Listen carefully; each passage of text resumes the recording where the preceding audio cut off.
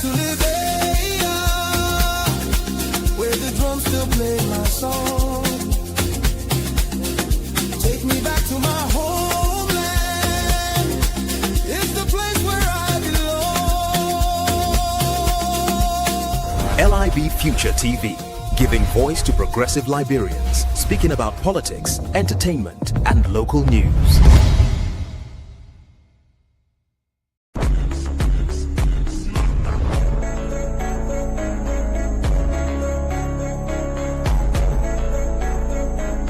I'm speaking to my Unity Party brothers and sisters. You all need to stop what you're doing. There are people that came with the Unity Party. The president realized that they mean well. But somehow, some of you people in the Unity Party believes that every government job belongs to you. I'm telling you now. That somehow this person should not be over there because it's too strategic. Yeah, this is what you people are doing. That person is supposed to be there. If you're not undermining them, you are sending people to them. They are insulting them. They are tarnishing their reputation. They are undermining them. When 2029 comes, you want to make friends. I've been disrespected, cussed out for 2 years, insulted, lied upon, over and over, sabotage. I ain't ready to talk yet. I told you I ain't get no allotment since no third quarter, no fourth quarter to the procurement process. Another idiot they call Garrison Reed wrote something stupid because he doesn't understand. No wonder why Garrison Reed is stupid. He thinks I should go lobby with the budgetary committee. Over 400 million was added to the budget for 2026. From 800 million to 1.2 billion. That constitutes over 400 million added to the budget. Not a dime was given to LBS. The $45 million that was being pushed around again, we were told to wait. And at the end of the day, what happened? $0. Some individuals within the Unity Party will have to calm down a little. You did not win this election on your own. And the government may be a Unity Party government, but you need other people to work with you and to help you. And everybody that is not a UP person that has an institution is disrespected by your partisans, most of them. Insulted on a daily basis. If you continue on this note, you will have problems in the future. It's politics. People came to help you. People are working with you. Respect them. As per our rule in the Constitution, Article 38, that gave us the right to form our rules. There is something there for expelling or suspending lawmaker on cause. If that process is followed, I can vote again on about Koluba. But under these particular circumstances, whatever you see parading on Facebook, I'm going to town on Sunday evening after here. And by Monday, I'm going to be on the ground at the Capitol building. I'm going to follow up. If that is true, that listing was posted, I want to know who signed that. And that is something I'm going to follow up. So I'm saying to you that whatever you see on Facebook, I'm not seeing it, I'm here, so I don't know what is that. So I will say that is not me on the basis of that. But have you signed any document relative to Honorable Koluba? No. I always say forget about the past. Don't cause the darkness, turn the light on. We hear a lot of criticism from people, but don't mind them. They don't live here, we live here. We know what we want for our people.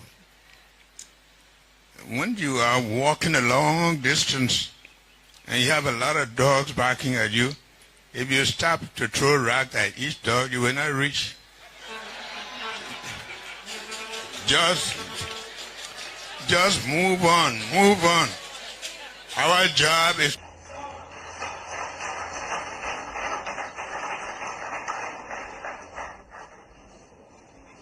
What troubles me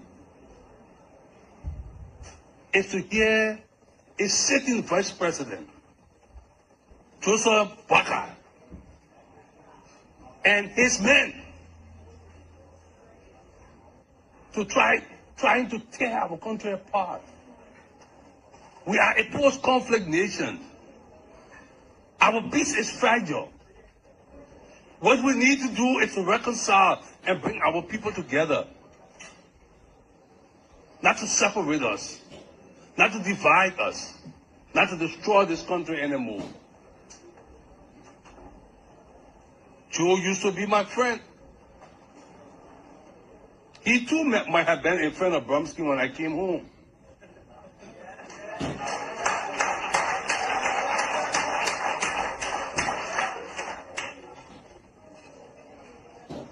Since he decided to run for the presidency, I don't think Joe and I have agreed on much.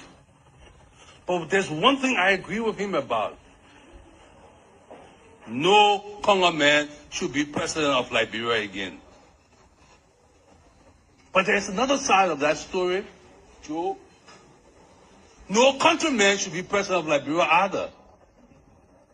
What Liberia needs today is a true Liberian who is most qualified to lead our country.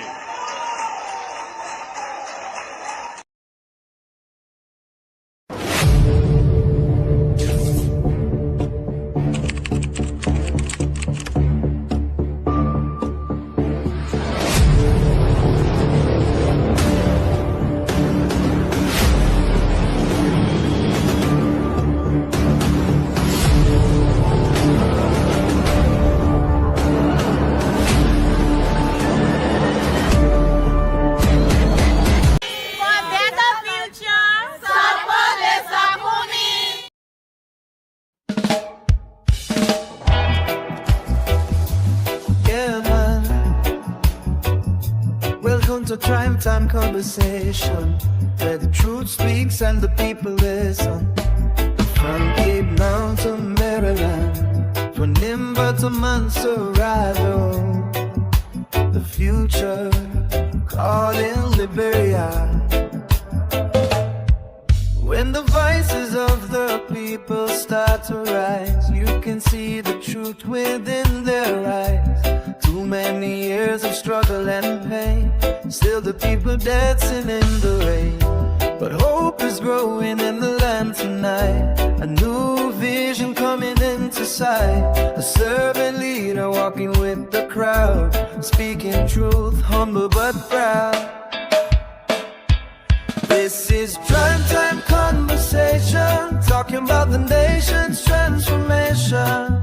From the villages to the city life, Liberia searching for what is right. Education for every girl and boy, healthcare bringing hope and joy. A stronger future we can see for every Liberian family.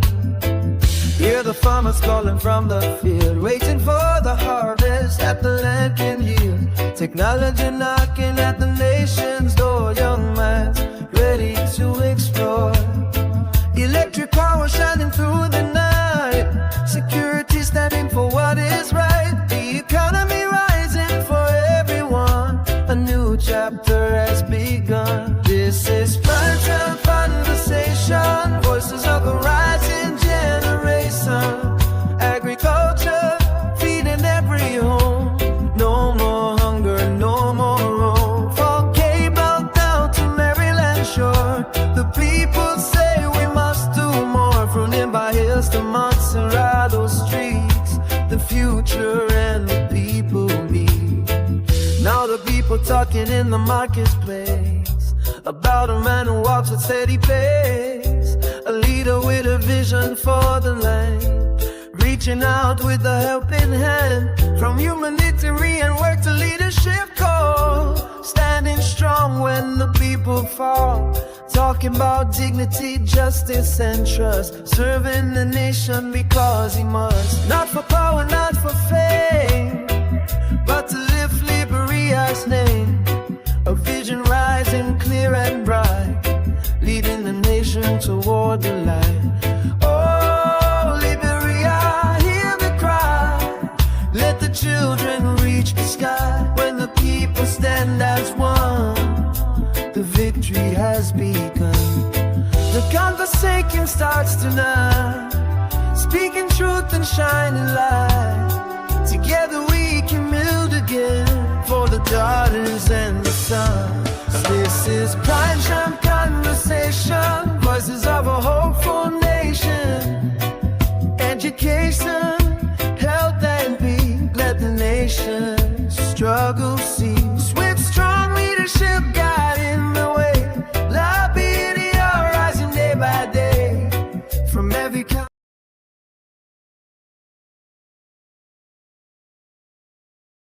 and local news.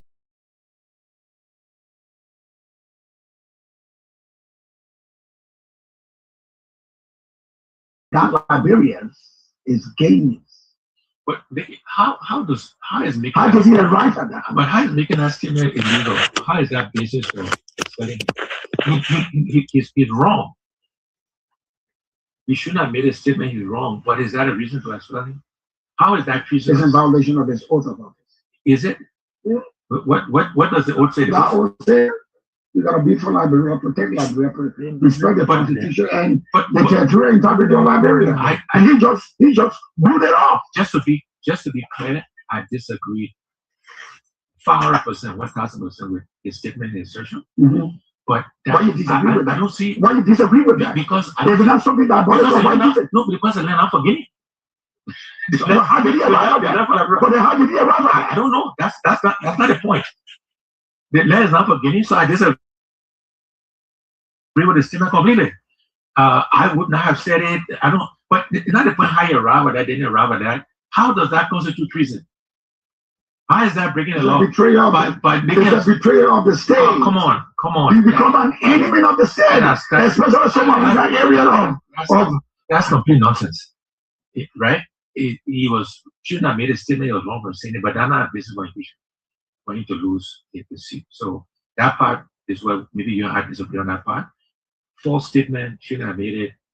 You can call it irresponsible, whatever. Not a basis for impeaching. Jacket. So let me take you back to the reason why Jacket was expelled. The issue of Liberian and Kenya. Like I said, what are you hearing?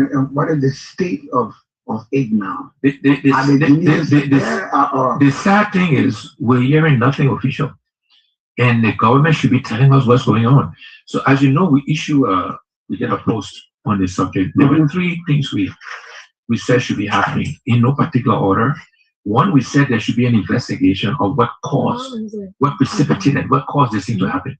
We need to understand, and the government needs to make a public investigate impartially, get the fact what caused it. It didn't just happen. The Guineans didn't just get up and decide to come across the river.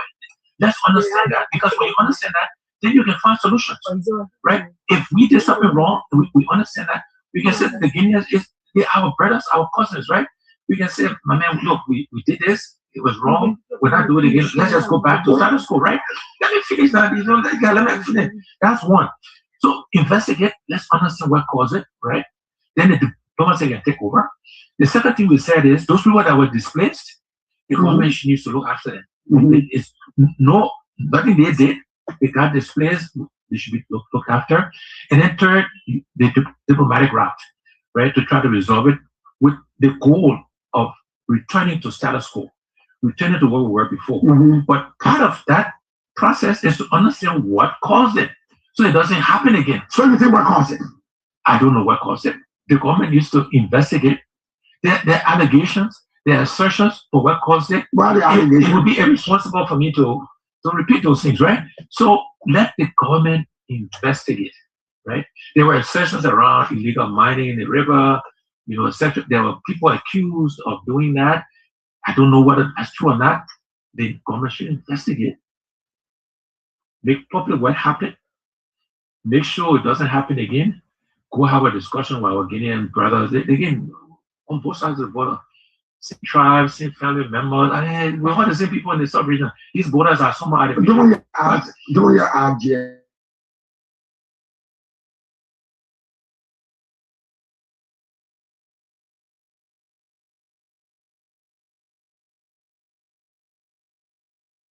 the president respond, right?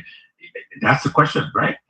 So, and again, I don't know what Joe's response was, President Botta. So I've received the Guineans on Liberian soil. That's what is being asserted, that they own Liberian soil. But again, this is where, if that's not true, if you were president, and something like this happened, how would you have addressed it? Because the one that is making a drug and thrown out of Liberia, he know the soldiers are on our land. He's asking our president, how is the border? How we should have handled it is what I said earlier. We would have investigated to understand what happened, right? To get the facts. And based on those facts, would have gone to the diplomatic side, back to the Guineans, in the manner of ECOWAS, whoever, to say, look, this is what happened. We will make sure it doesn't happen again. I don't know what it was, right? And so with the goal that we return to status quo, where the border lines were before. And as I said, we will look after those people that were impacted, were displaced, right? And again, depending on what that investigation led to, if there were meant to be consequences for any infractions, we would have made sure the consequences followed the results of the Why do you think that Honorable Union is not taking up the case? Why do you think ECOWAS is not taking the case? Why do you think AU is not taking the case? You don't know the United Nations. Why are we in the state of doing nothing about it?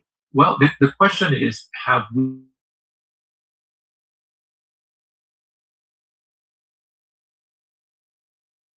the agenda of ECOWAS? And again, the government should be telling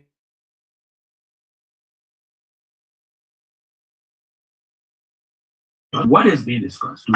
Are we trying to get at? Again, understanding what caused this, because again, it didn't just happen. Something caused it. If you understand that, that's the basis for all subsequent conversations. You think if we're in the wrong that resulted to this political quagmire, we would have gone on bended knees, right? No, yeah, I'm sorry, it didn't happen again. If we're in the wrong. Yeah, if we're in the wrong, yeah, we go and say, look, this is what happened. We're not letting it happen again. Let's go back to it. So take your soldiers status quo, yeah. Take your soldiers right. And maybe those conversations is it embarrassing to you also, my Liberian, that Guineans are absolutely. It's not a state, it's an act of aggression and absolutely. But again, we gotta understand, again, I don't think the Guineans just got up in the morning and said we went across the river to take Liberian land. I think something precipitated that. We need to understand what that is. See, now when we understand that, then we can figure out what the solution is. The solution may be to go back to the Guineans. It maybe goes to the Monetary Union, but unless we understand, and none of these institutions are taking this very seriously. Is unless we understand what caused. Why are they not getting involved?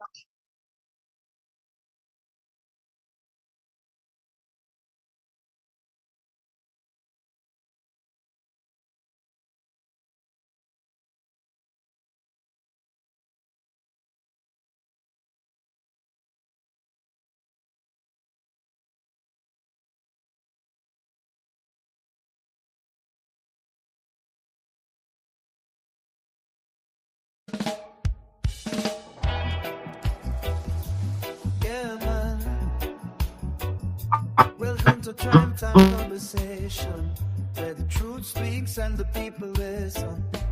From Cape Town to Maryland, from Nimba to Montserrat, the future calling Liberia.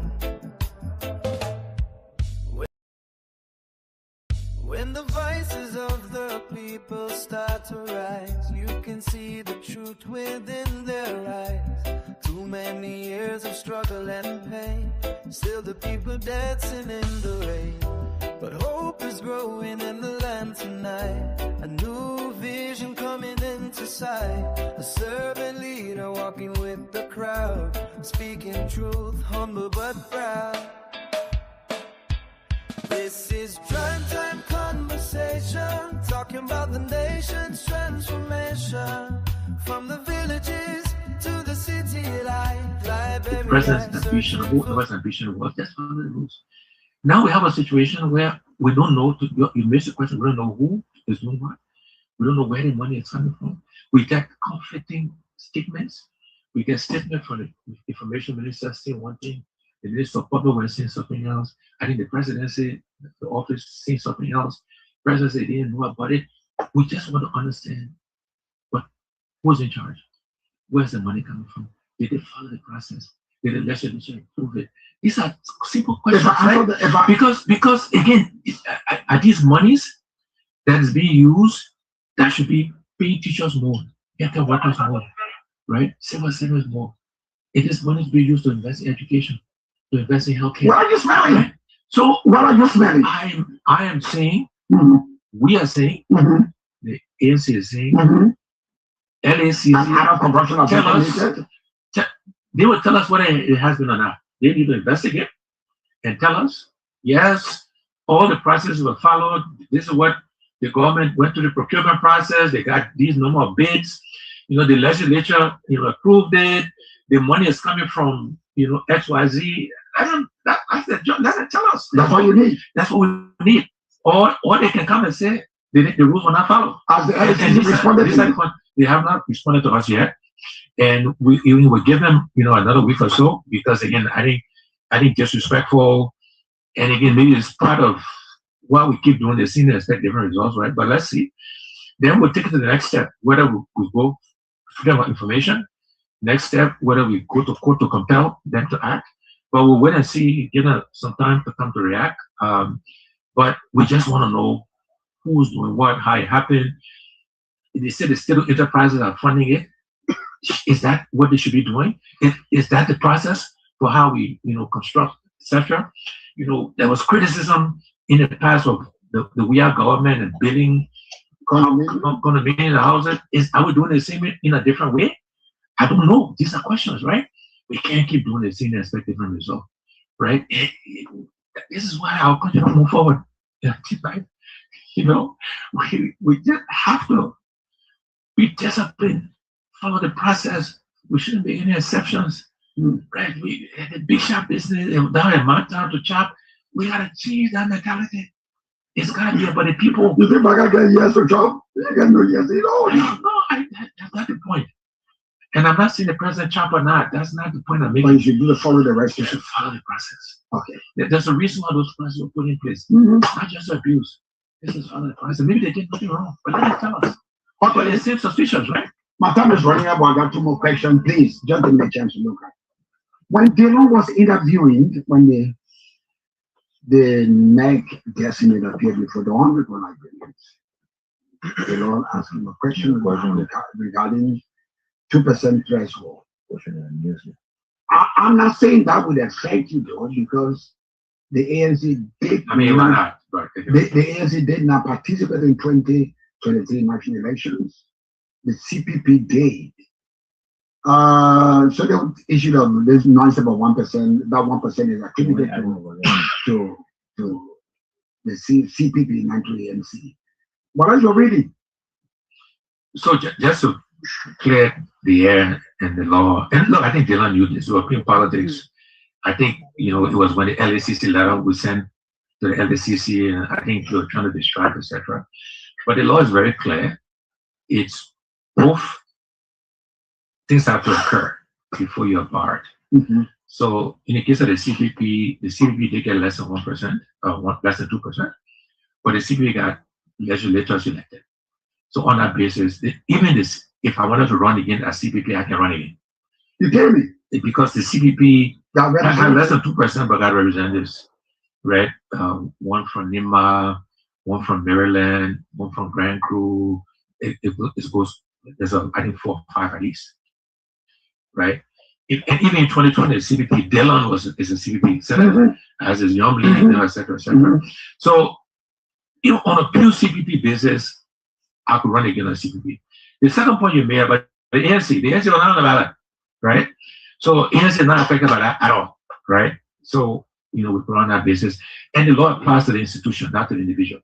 Okay. Right? So on that basis, but look, we're playing politics. Look, but if the individual represented the institution, and the institution performs so desperately, then it's affecting your way. No. Except I'm not a lawyer, but my understanding is not.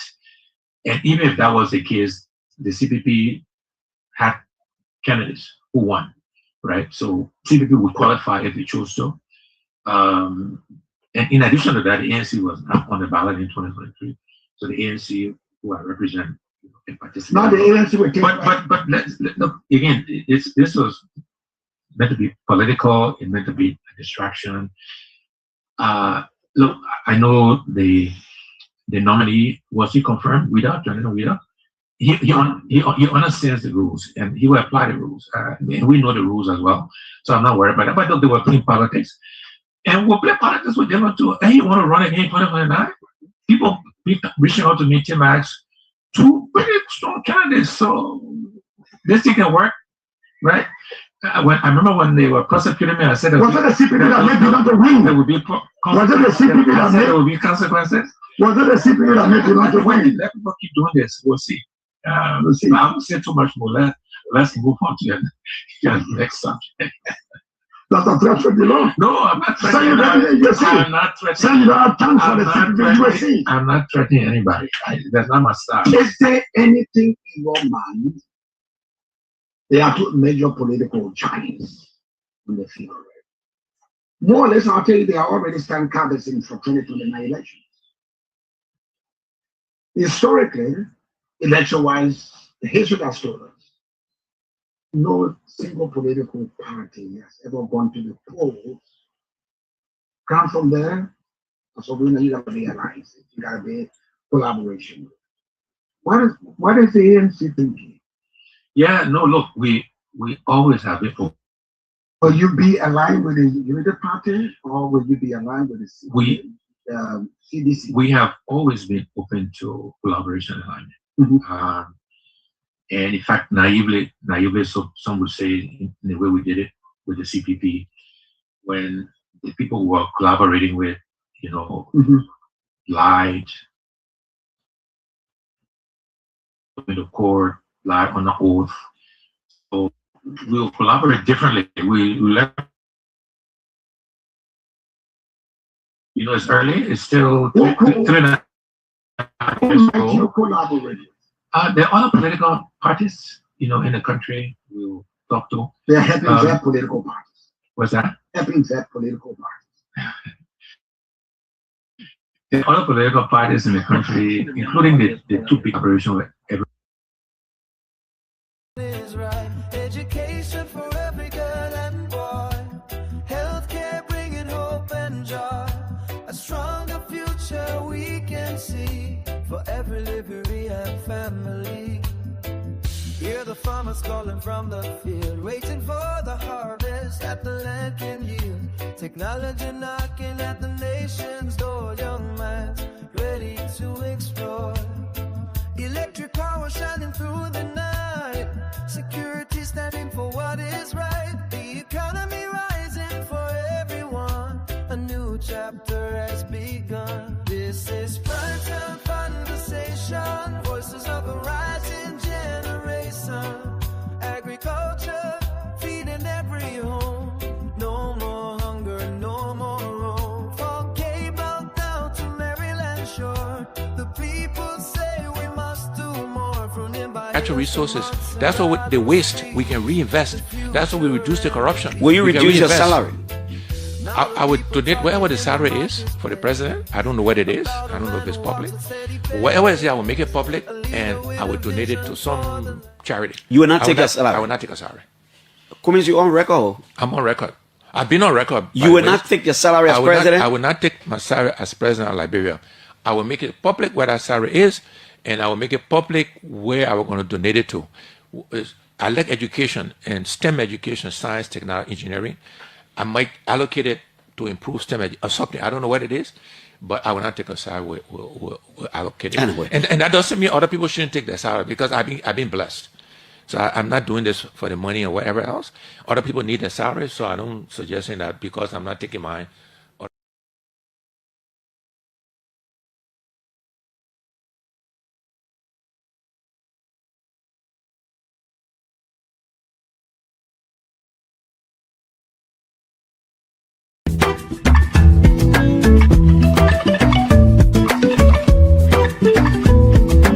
Welcome to all of you.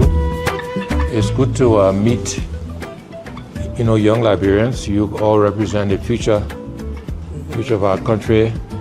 We came here to attend the Africa CEO Forum. So it's a forum of many CEOs from around the continent. I'm glad that all of you are in school, some of you are finishing. We want to create the right environment in Liberia so that, one, we can improve our schools, so you don't necessarily have to leave to come to school. It's not a bad thing to come to another country to go to school. It's a good thing. But I wish we had the quality of institutions. that they have here so that you don't have to do that. And most importantly, I wish the economy in Liberia was doing well, so you have jobs to go to.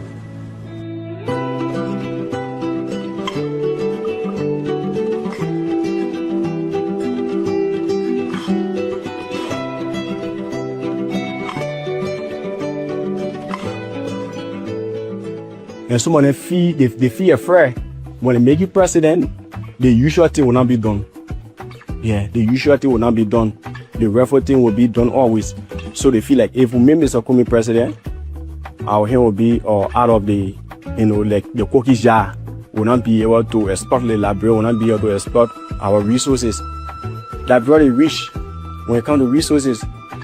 If you just take the resources that are in Liberia and bring it to this country, Mr. Kumi, the country will be far ahead of other European countries. I don't want to lie to you. Yeah, we have to use the resources that can be able to build our country. But our people sometimes they just misuse it, they just mismanage it for their family, and then they just reach and then they just sit down.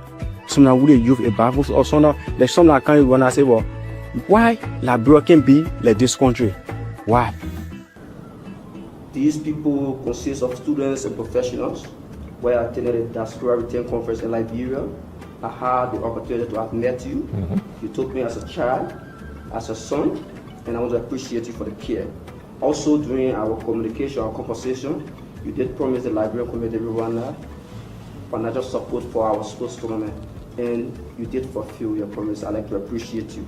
When we took power as a leadership, we promised the community that we will not the community do sports activities.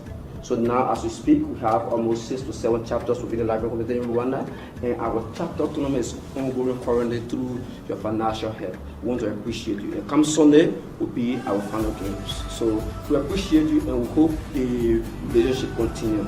So thank you very much, and that God keep blessing you. Thank you.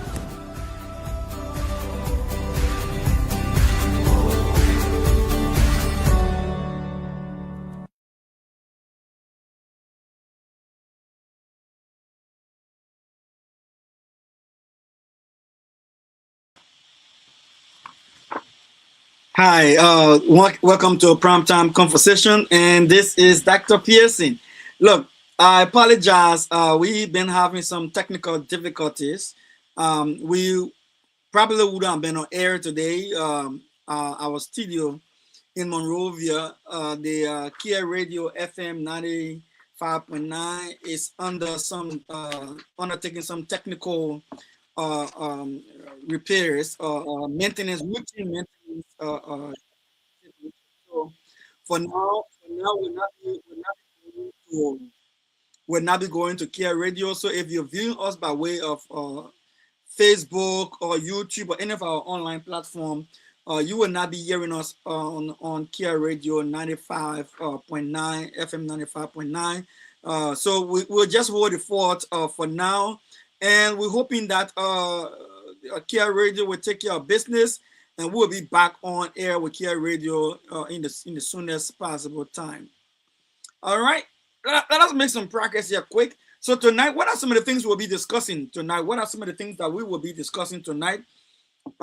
Despite the technical difficulties, what are some of the things we'll be discussing tonight? We want to quickly just tell you some of the things we want to go over quickly tonight, and then we'll call it a day.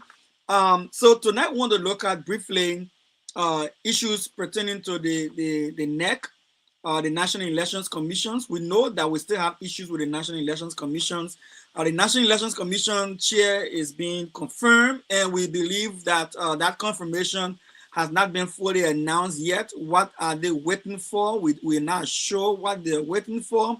But again, this is Liberia. This too is Liberia, we normally would say.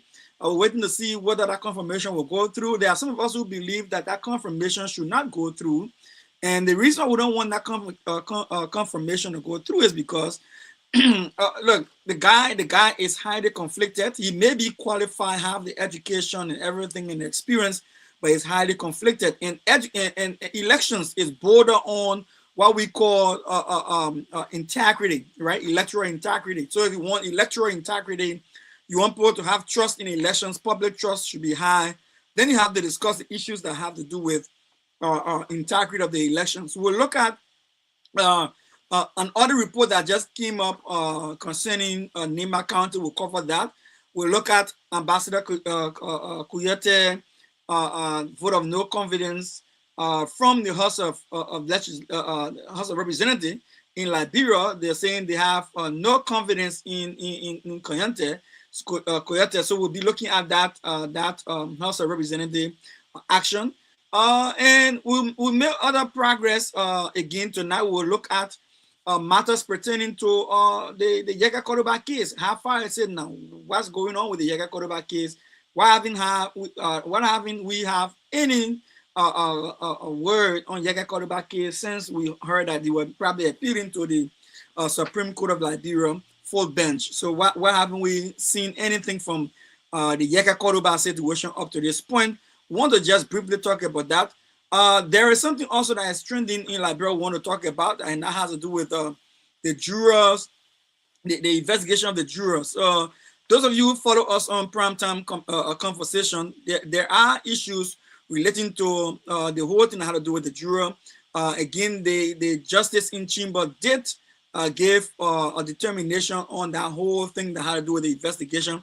I just want to bring you up to speed on that so we know where we are with that. And then we make more progress. We're going to discuss about the issue of data protection in Liberia. So there's this conversation around the biometrics ID of Liberians, whether we're giving it to a foreign company or it is still the NIR that's going to be managing it. That is still in a conversation. We are yet to be able to get a full detail as to what is going on with that. Today, the communication officer spoke to that issue. We'll just go over briefly and see what is it that is been said about that. Then we'll talk a little bit on the issue that has to do with Liberia hiring lobbyists or a lobby company in the United States, giving them over $1.2 million in 1 year time. I don't know what happened with anything with $1.2 million with the Joseph Boakai administration. But yes, there's a bit of like over $1 million going to be given to a company here, a ballot here in America, a lobbying company to be Joseph Boakai mouthpiece. Somebody say mouthpiece to ensure that President Boakai get people to talk here for him and to make sure that his government don't get into trouble with the American government and get other things done. We'll look at that also briefly, and then we'll call it a night. So those of you who normally would benefit from our scratch cards in Liberia, if you are following, sorry, tonight we are not on Kia Radio FM 95.9 because the radio is going through routine maintenance. And then so for now we'll stick with our live broadcast on our different social media platform, and then we'll call it a night. So we want to say apologies to our viewers, especially those of you who follow us by way of social media, but then you are in Liberia and you also participate to call him to win a scratch card. Tonight we'll not be doing that because we'll not be having callers from Liberia. So we'll do it next week when we come back on air. All right, so having given us a little intro to that, we will take a quick break, and then from there we'll go into our first topic, a NIMBA damning audit report, and we'll look at that briefly and we'll be right back. Let me give you a little bit of this song, our theme song, Primetime Conversation, and I'll be right back after a little bit of this song.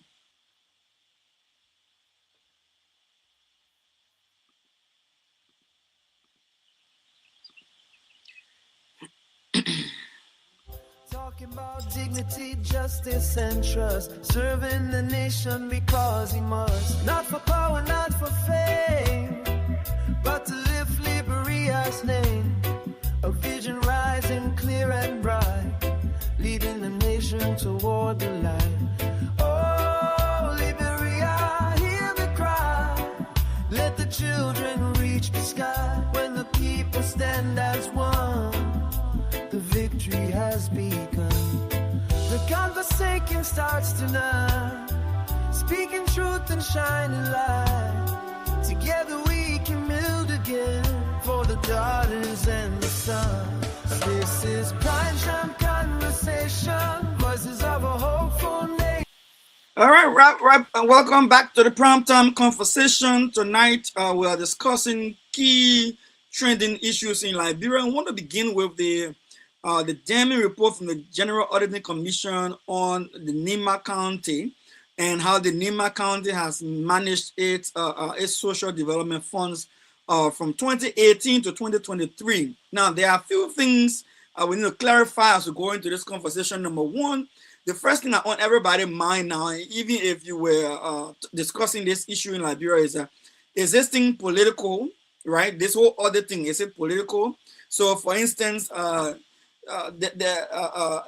County has been receiving social development funds from major concessions like BRE, ArcelorMittal, and others over the years, right? So the point of the matter they're asking now is that so why did we choose to audit only a portion of the management of the social development funds of Nima County without going back into the Unity Party-led government? And when the Unity Party-led government led Liberia for 12 years, what are the other reports concerning how social development funds was managed in Nima County? Why now? Why is it that it is 2018 to 2023? So the first question we want to clear off the back is this thing political? Is this a political or discussion? Is it done just to put target on CDC officials or on CDC's repetition? Is that the motive here? Is that the intention here? So look, let's be honest, let's be fair. It's possible it can be, it's possible it may not be. But for me, the crux of the matter is that it is very important for Liberia, a nation that has been in existence for over 178 years of independence. We need a level of accountability in our country so that people are able to govern properly. And proper governance don't happen in the absence of accountability. For proper governance to happen, there has to be accountability, right? So for proper governance to happen, there has to be accountability. And auditing is one of the major ways to ensure accountability in a government, because you are able to do what we call check and balance. You're able to call people to check and balance. Let's say, listen, we understand that you are trying to do, to govern the people, but how are you governing? What's your fiscal discipline? Are you doing the right thing? Are you managing the people's resources and finances properly? So for those questions, hard questions to be asked, you first must have an opportunity to see, right, beyond every doubt, reasonable doubt, what is going on behind the scene. One of the ways to see what is going on behind the scene is to check audits of how people perform and manage public resources. Now, I was one of those who argued before that why I agree that the General Auditing Commission should be able to go back and do audits from past years that audits wasn't done, maybe from the CDC administration. The Constitution of Liberia, that is good. Let me make it clear, that is good. But the Constitution gave the General Auditing Commission the mandate to audit the government of the Republic of Liberia annually. To audit the government of Liberia annually, to do fiscal audit of the government of Liberia. So in my view, the way audit work in my mind, especially when I operated in the private sector before, now I work in government. When I operated in private sector, I had a situation where some guys came from Ghana to audit, and they came to audit what we refer to in Liberia, NGO, my late small NGO that we had there at the time, still there. And the thing about audit back in the day, when those guys came from Ghana to audit the Ministry of Health and any NGO operating with funding from Global Fund, Liberians would be very afraid, and the reason for the fear was when the guys come to audit, people always felt that audit was, reason to get entrapped, reason for them to catch you doing something wrong and punish you.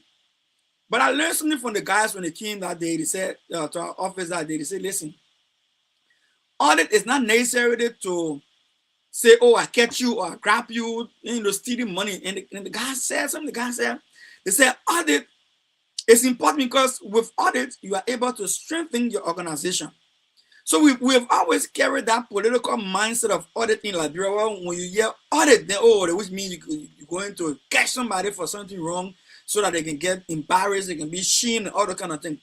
But no, audit, for the most part, when it is done, it is intended to strengthen governance. It's intended to strengthen how people lead, how people govern, so that tomorrow when you have done leading or governing, you can look and say, oh yes, you know, I was performing poorly here, but then the audit findings helped me to correct my misstep, and I was able to improve in my governance structure, in my performance. That's what audit is for. So I'm troubled when the auditing commissioner, the director for the audit general auditing commission, leave annual fiscal audit of this current government and only focusing on past years audits from the previous government. I'm worried because I'm saying to myself, you can be professional enough to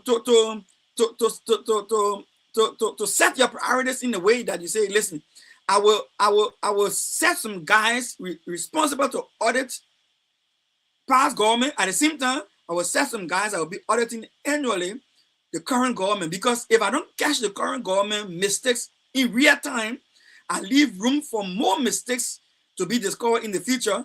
And the time I will discover it in the future may be too late for them to have made some improvements. You know, too late to have made some improvements. So my concern here now is that, look, we need to pay attention, and I want to call in the General Auditing Commission, pay attention. We should not only focus on auditing, you know, past years of CDC government. We should focus on auditing the current years. Like okay, so President Barker been in office 2004, he's been in office 2005, now in 2006, they're going almost to the end of 2006, the middle of 2006, we have not gotten any audit, substantive audit, annual audit, fiscal audit on this government. So what are we waiting for? Waiting for the year to end, waiting for the President Barker says you have to finish the fool, start chasing President Barker and say, oh, you stole money or you mismanaged money. When we can catch this, the weaknesses now and fix it, right? So I think we can walk and chew gum at the same time, as the bookman can say, which means you can do two things at the same time.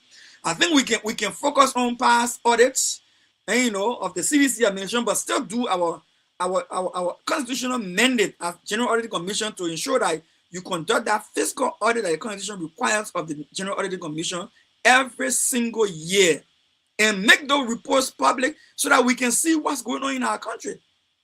So now for the Liberians, like my man Shelton, my begin Shelton is always celebrating a birthday, and I still getting on my radar. I've not forgotten you yet.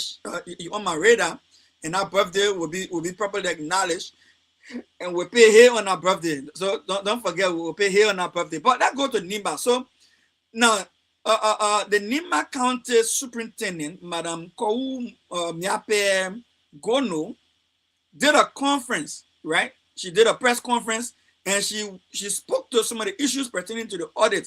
And one of the things that the journalists asked her, some of the journalists asked her was, oh, is this witch hunt? And she said, no, when I came to office, I needed to do an audit in order to establish what I was inheriting, and you know what some of the problems that I was inheriting, to be able to set that boundary, to know where I'm taking something from and where I'm taking it to.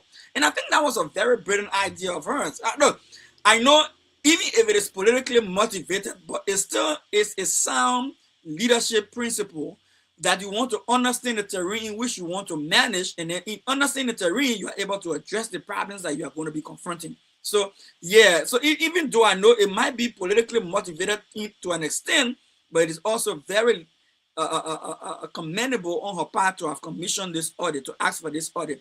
Now, let us not forget that one of the primary promise of the Barker administration, President Barker's administration, that when he get to power, he would have audited the CDC government. So yeah, so if she did her part of the job from Nimba County perspective, that's good for the county. And why is it good for the county? Two reasons it's good for the county. It gives the county an idea on how well its resources the resources are being managed. When you understand how well your resources are being managed, and you can identify some leakages in the process, you can Liberian message, you can plug those holes, right, and save the county from losing money, and save the county from losing developmental funds. Now let's not look into the findings and just pick up some of the key findings For some of you who are in Nima County, like my Pekin Shelton, so what did the audit show? So the General Auditing Commission, which is constituted by law by the Constitution of Liberia, to audit government ministries and agencies and to conduct official audits and make their reports public, was asked to do an audit from the Nima County Social Development Funds from July 2018 to December 2023. The audit report shows some massive discrepancies, all right, and it exposed millions in undocumented payments, which means money that left the county coffers. When they say county coffers, I mean the county got a LIB bank account. Well, if there's any money that going for the county development, it goes into that account, or if there are more than one account, those accounts. And the county has its legislative caucus, Prince Johnson and what other guy named Jeremiah Kuhn, who are legislators of the county, representatives and senators, to be frank. All of them are supposed to observe to see how that money is being properly used for the development of the county, right? Don't forget that when Prince Johnson was living, one of the things that Prince Johnson kept crying on was that accusing the CDC administration of was that, oh, they are not giving us our just benefits from concessions that are happening in our county.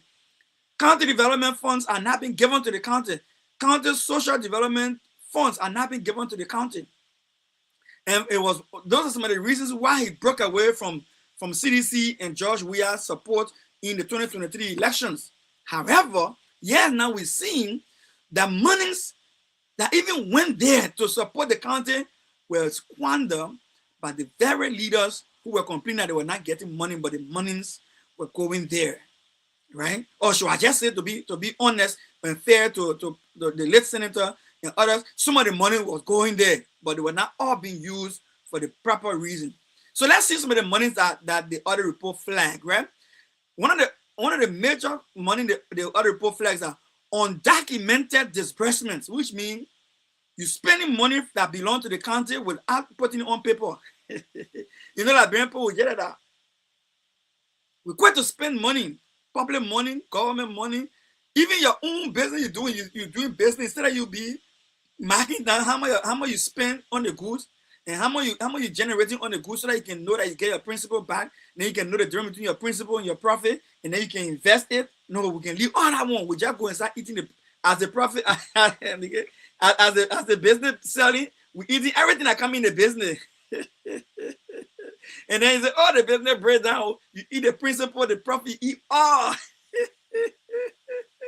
But you see, the point here is that undocumented disbursement, so which means the Auditor General is saying that monies that was spent from the county by the county administration between July 2018 and December 2023 that they didn't write on paper, which means somebody just go to the bank, read check, send somebody that collect the money, or the money read to the bank, however the case is, they just eat the money, no paper to show anything about that money. But the record is there that money was given to the county.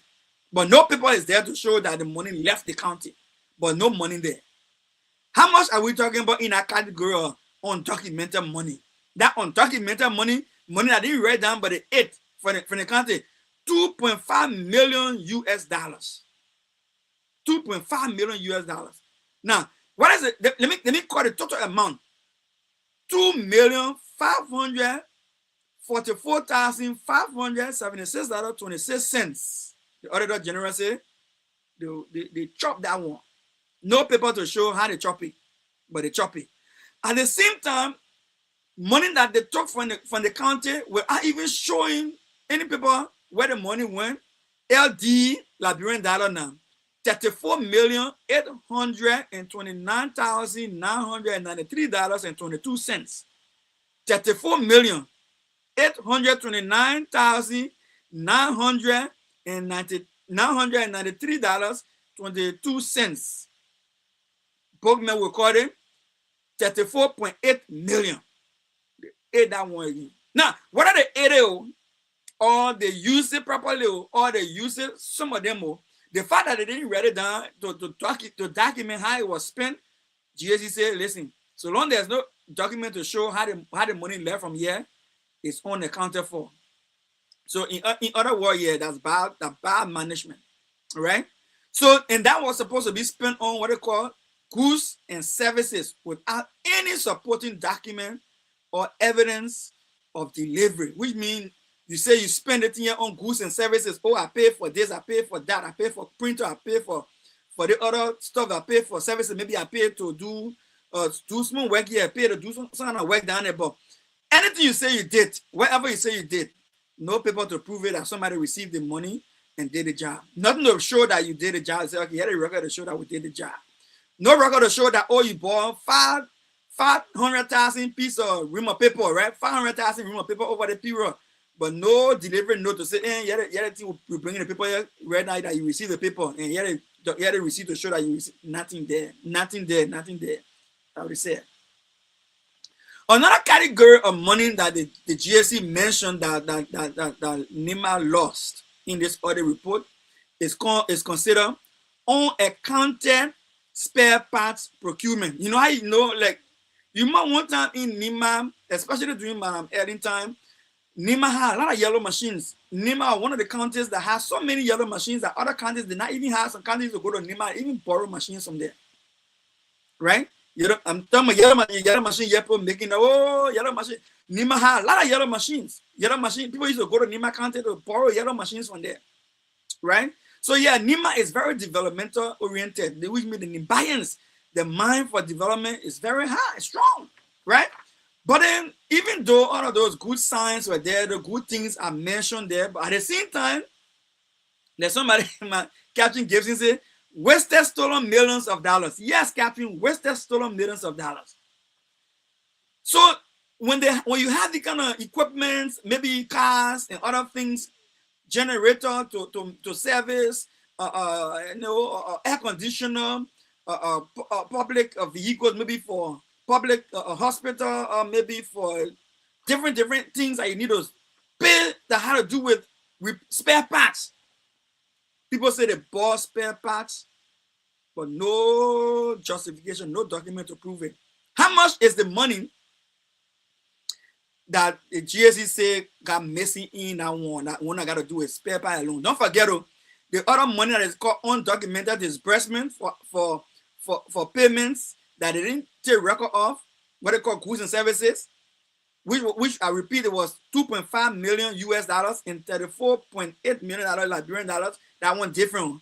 The other one here, they say they bought spare power aid to repair maybe yellow machine, because that time yellow machine, maybe that time they had a maybe all the yellow machine from Ellington, and those money were broken down. They say, okay, someone me yellow machine, I'll go repair it. So they just allow the yellow machine or allow I just say my own. I say that yellow machine is spinning, but I just give you an example because NIMA had a lot of yellow machines. So maybe when they came to power, they said, oh, these machines were useful before during Ellington, so now that we came and met the machine all broken, and I go face them. Maybe that will be other things they saw. I said, I go $500,000 US was given in contract to Kela and Sons. I don't even know who that company is. Kala and Sons, right? For spare parts. Spare part can be found, no document, nothing to show. That's bad. That's bad. Now that go further down. Besides that, right?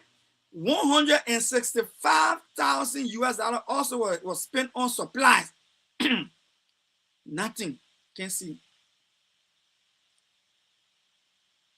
And $335,000 unaccounted for. Wow. So let me read this again. A US $500,000 contract awarded to Kali and Sons for spare parts only yielded $165,000 supplies, which means you get them $500,000 and say go bring me supply for spare parts. Then they only bring you supply for $165,000 from the $500,000. Then who ate the other $335,000? That one there, you got to cost him for that one. Now, another amount of money, there's another area in the audit report they call abandoned project, which means the project got started. They say, we're going to do the project for NIMA County, are going to do the project for Nima County, but then at the end of the day, the project just stay there and it can't finish. How much money spent on that one that they say they put into that unfinished project? $735,624 was spent on development projects across 9 districts that were ultimately abandoned and uncompleted. So in other words, they're saying, where you go and say, we're going to do government project using county development funds, social development funds. They took on 9 different districts in Nima County. They said they'll carry on government development projects, and they spent $735,626 on those projects in the 9 districts. But at the end of the day, all the projects, when they want to go check on it, when GSC want to go check on it, they are all abandoned and they are not completed. Right? Now, another area the other report talk about is the missing SDF reports. No detailed expenditure reports on information were provided for the usage of $1,485,568 in social development funds contributed by ArcelorMittal Liberia. So let's go to only ArcelorMittal by itself. The guys in front, okay, so social development fund, ArcelorMittal gave $1,485,568.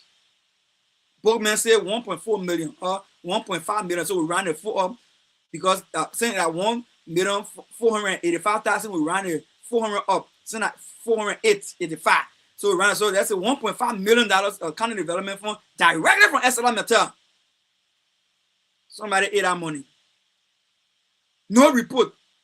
But this is the same money that Prince Johnson was arguing with not Chancellor, arguing with Judge Weir that the country was not receiving. Oh, they're holding our money. So even if you say, yeah, so Judge Weir lost the election because Prince Johnson, the late Prince Johnson, Senator Prince Johnson said that Judge Weir was not giving the county development money and was not giving the social development funds. Then how come GSC found out now that $1.5 million was given in social development funds and that money has no record to show where the money went? No record. So that there's an expression that says, when the thief know it, friend thief. I'm just saying something to you. So is it possible that when CDC men realized that my men was not using the county development fund for the proper reason, so they just say, well, we're giving any money again. We're giving any money again. I just use the money for something different. You guys ever go to them, they will still eat it, and they will not make any report. It's possible. So you see, that's the reason why leadership is very important. When you want to lead people, you got to be honest. You got to be people of integrity. When you get public money, you need to spend it wisely, because the way you spend public money today will determine how much more they can entrust you with. Am I saying Joe we are supposed to give the country the social development fund if ArcelorMittal provided? No. In fact, it is wrong to withhold county development fund. It is wrong to hold county development, social development funds from any company that operates in the county. It's wrong, very wrong. It should never be withheld. But here's one argument. But you think if I'm a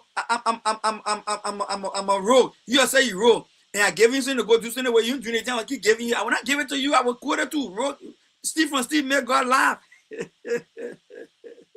Steve from Steve made God laugh. So yeah, the social development from ArcelorMittal, $1.5 million cannot be accounted for. No report to show what they use that money on. Another thing that the other report talked about is the scrap metal irregularities. You know how sometimes big machinery, equipment are operated in the country, like in the big concession areas, like where we used to have bomb mines, Yekepa, those kind of place where Lamco and operating, ArcelorMittal operating. We had a big heavy machineries then operating.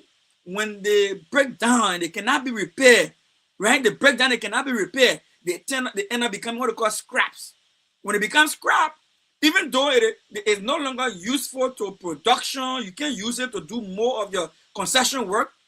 But yeah, county authorities, can take seeds of that and sell it for scraps, right? Sell it for scrap. Like, you know, I can see you go in Liberia, see people when you call it iron man and go collecting all iron in the community to sell it, right? Call it selling metal by scrap. So yeah, so that too happens in Liberia where people sell it but on a larger scale.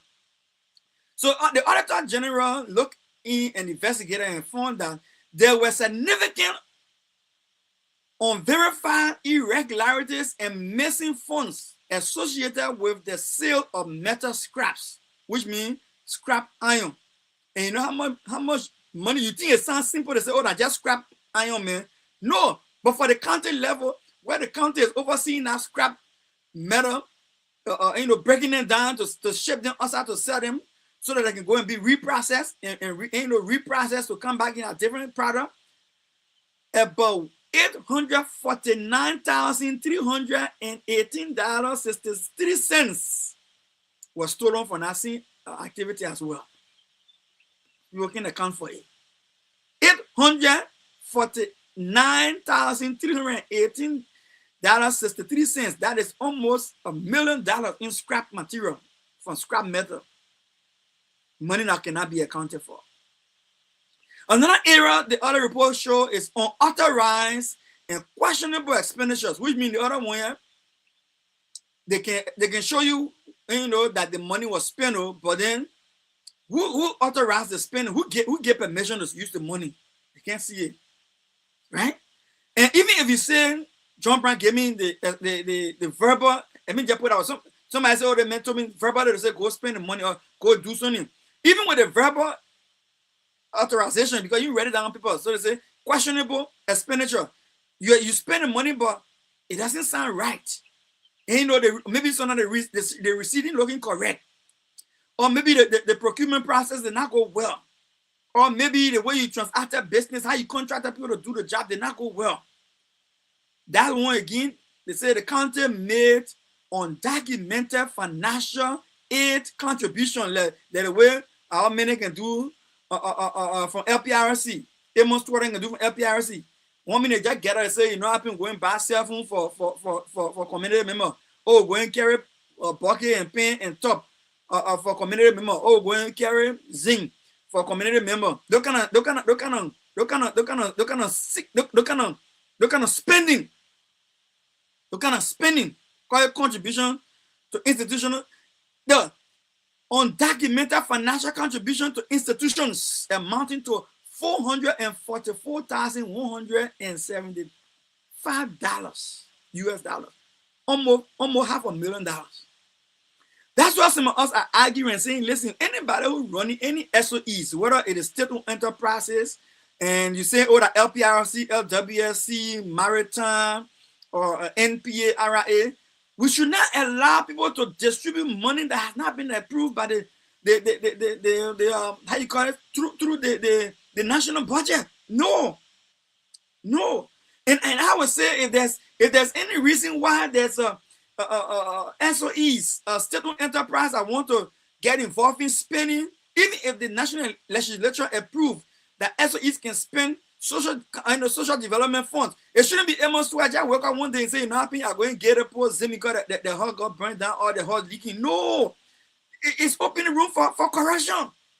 It's opening room for corruption. No, I would prefer that there be a civil. When I say civil, it means civilian-based institution that say any social corporate funding that must be invested or given in society, it must meet that civil society goal.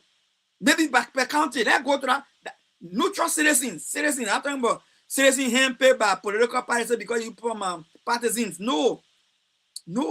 Which found maybe a structural way to do it and say, you know, happy, or just stop it altogether. Stop it. Nobody give institution money, public money out because they feel they got some form of authority. No, they guys didn't spend almost $500,000. They call it contributions to institutions. Can you imagine? In addition to the almost $500,000, the $444,175, they spent additional $17,300 on 4,325 gallons of diesel fuel. which is, when they say diesel fuel, mean fuel oil. 17,000 on fuel oil. That exceeded amount approved by the county council. You see me talking about it? There should be a surveillance body that say who will decide how any public money is to be spent at the community level. This independent county council. I like how they call it one. During Ellington, this was established during Ellington. It was started during Ellington and it was under the office of the superintendent back in the day. I don't know whether I'm sure the we are administration also continuing as well. I want to say the council did not approve the kind of spending, did not approve it. Somebody just get and say because as superintendent or because I get in government, I will spend 444,000. I will spend 17,000 because I get the power to spend it. No, these are public monies. And then the last area they mentioned, so I can move on to other topic, questionable payment methods, meaning the payment method that you thought was not proper. When you pay money to third party, amounting to over $457,914.99 US dollars, almost $500,000 again. Spend questionable payments to third party, which means you pay. You say I paid John Brown for something he did, or I paid XYZ for something they did, but no fair and transparent process.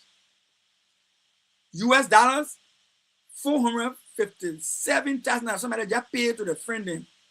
So for something that the person said, you say the person did, no clear document to show what the person did. And then last but not the least, Liberian dollars, $18 million was also spent on the same type of bogus third-party payment. Oh, I paid the one to Seti Brother. Oh, I paid the one to Ego. Oh, I paid the one to Jungle Water. All right. I said they pay money to the institution. I just gave you an example. But the money was given out. No proper accountability. So that's where NEMA is. What lessons can we learn as a country? The lesson we can learn from here is that it goes back to the Auditing Commission. Audit must be just as the Constitution provides for it. Audit should be on an annual basis and as regularly as possible, especially in a country where our people have realized that corruption is a problem for us. The GSC should not be waiting and say, oh, I will audit the other person later on. I finish auditing another person from 5 years back. No. Yes, certain group of people to be auditing the other people reporting what they 5 years back. But at the same time, every year, audit the new people. President Burger has gone 2024, 2025, in 2026. We are not seeing no major audit report on the Finance Ministry, on the NRA, on Maritime, on LPRC, on NPA, on RIA, right? On LWSC, on NASCOP, where money's people been hearing money been leaving no places, corrupt money's been leaving no places. LTA, no major audits has been done on this administration to show say at least, man, even if you say we reach a 2025 audit year, at least 2024 audit should be coming up by now. So in 2026, if you say, oh yeah, we reach the 2025 year, but at least 2024 audits for this government should be coming outside, so that where mistakes are, we can correct the mistakes, and not be like they won't see here now in Nima County, the water feeling wasting under the bridge, the money gone. Even Senator Prince Johnson, who was one of the godfather of the late Senator Prince Johnson, who was the godfather of the county, who probably will have more idea on what happened to the money here. He said he gone. So that what can happen when you're not doing things on time and effectively. You know. Now let me look for the TMA. I know somebody will say, but Dr. Pearson, are you saying that the General Auditing Commission is supposed to audit every year? Yes. Not only that, General Auditing Commission is supposed to audit every year. It's in the Constitution. Dr. Pearson, you sure it's in the Constitution? Yeah, let me find it. It's in the Constitution. Let me find it quick. Let me see if I can find it quick and show it to you. It's in the Constitution. The Constitution says that every year, every single year, the Auditing Commission of the Republic of Liberia is to conduct, audit of the government ministries, agencies. But it can use the discretion, because government is so big, they will not be able to do everybody at the same time, but they can select which areas that are important to audit based on their discretion, right? Let me see what the Constitution of Liberia says about the GAC and auditing. AUDR. Okay, let me see what it says. Let me look it up quick. Let me look. The good thing about it is that technology right at our fingertip, right? Now let me read it to you. You see here. The 1986 Constitution of Liberia, Article 89. For those of you who can argue in Atari Shop and who let to argue in discourse, so you can get information to argue. Article 89 of the Constitution says the Constitution establishes the GAC as one of 3 autonomous public commissions, which means the Constitution says GAC operates separate from other branches of government so that nobody can influence you, nobody should be on top of you, making its independence a constitutional mandate, which means the Constitution protects GAC so nobody can twist its hand. Now, what I want you to see. The Auditor General is mandated to audit the government of the Republic of Liberia annually, every fiscal year. Meaning to say, they say in 2024 end, the General Auditing Commission has the mandate to go and conduct audit of the Liberian government every fiscal year. The Article 89 of the 1986 Constitution. Every year. So while in 2026, no other report yet from 2025. No other report yet from 2024. Are we waiting again so we can be that Nima County situation where somebody finish stealing all the money gone, then we know where the money gone, then that's it? That's the point. We're going to skip that, and we'll finish with that. We'll leave that to the side. Let's go to the next talking point. Ambassador Alas Kuyete and their, what you call, House of Representatives. So, Ambassador Kuyete received a vote of no confidence on the House of Representatives. So let's discuss that. Let's see, what does that mean? Vote of no confidence. What does that mean? So a vote of no confidence means that the guys in the House of Representatives are saying, listen, we believe the ambassador at large, Ambassador Kuyete, did certain things to us, and we'll call him and say, you know what happened? Go back, go do an apology to us, put in newspaper, go on, the same way you want the radio, and say, oh, the guys can take bribe to pass concession agreement. Go back on the same radio talk show then and apologize to us and retract your statement. Right? Kuyete has been saying, like, listen, Ambassador Kuyete has been saying, look, I am not sorry for what I said because I am sure, 100% sure, the majority of the concession agreements that we sign in our country are not in the interest of the Liberian people. And besides that, yes, concession companies take monies and give people money in order for them to pass their concession agreements. Is that lie? No, that's not lie. That's true. That's true. But again, it goes back to say the you people were saying, right? The same Joseph Backup was saying, oh, Senator stole, CDC stole money. Senator have been stealing a lot of money. He stole 24 million. He another 16 billion, blah, blah, blah. He another 20 million for arrest and things like that. But when you go to court, they have to prove it. Because criminal cases and they kind of thing, they have to do it. You got to have evidence what they call beyond reasonable doubt. So to prove it, and it's very corrupt lawmakers, a lot of the corrupt lawmakers know that to prove the kind of thing it's hard because you got to have the hardcore evidence, and majority of the time they do it on the side, they do it on the hand. And one of the famous things that Kuyete usually mention, and I'm aware of it because I was in Liberia when it happened, was when the guys gave Madam Ellen Johnson 100 papers, and she turned around and carried 100 papers to the House of Legislature and gave it to the lawmaker then. right in the process of signing a very big company, a concession document. So is it true that these companies can do? Yeah, they do that. They do a lot.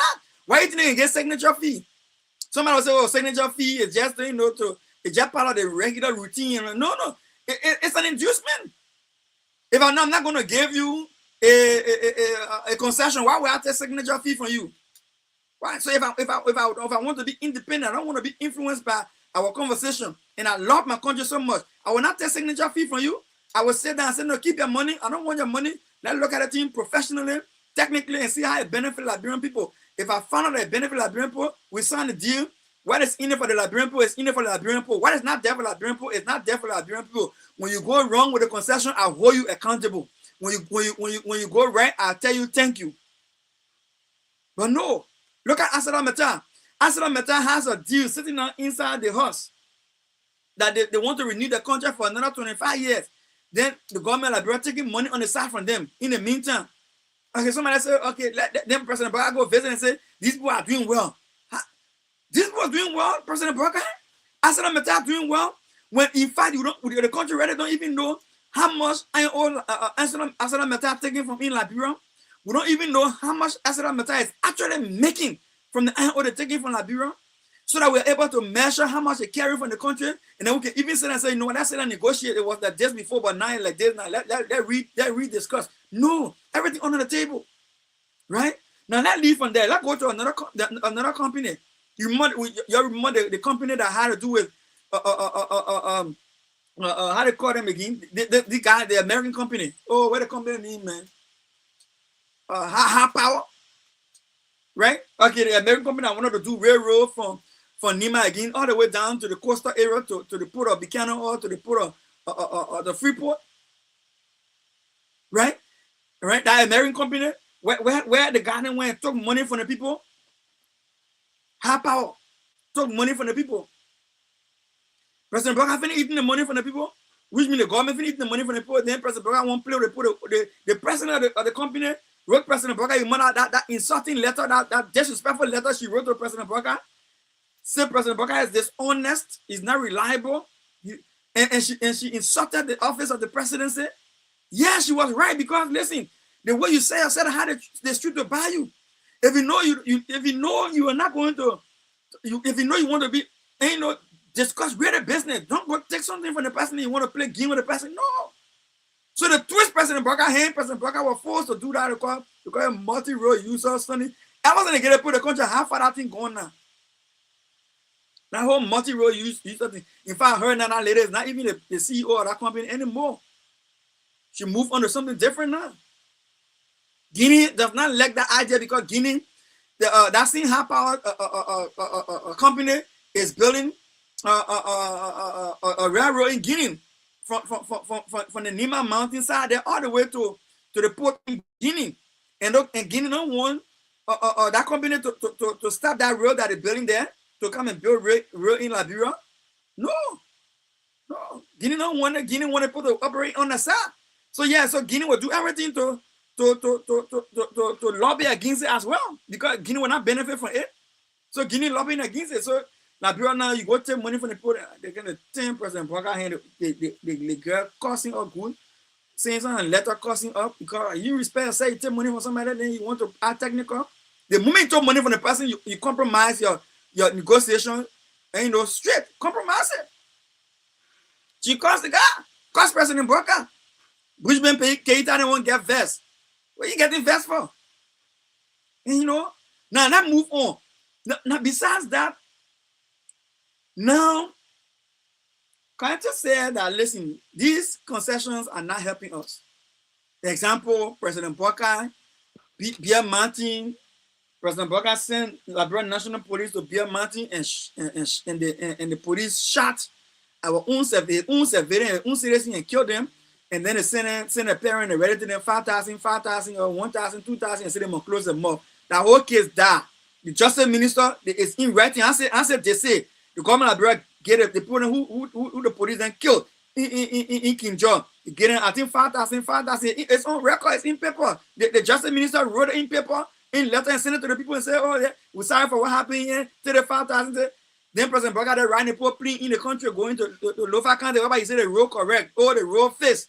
Anybody can go from here. You can move from here, Maryland, come by in one day time. Then you can go to Lofa and come by in one day time. You gotta go ride Beer Mountain plane. That is how what I say. So when you ride Beer Mountain plane and when something going on, how you will not defend them? Yeah, American post something on the American and having an argument, and others, John American and having an argument about how Beer Mountain is damaging the environment down there. But how would President Burger then talk? How would the EPA then talk? They can talk President Burger riding the poor plane. How will you go pay for a plane again next time when you hire on the people? No. Bad leadership. Bad leadership example.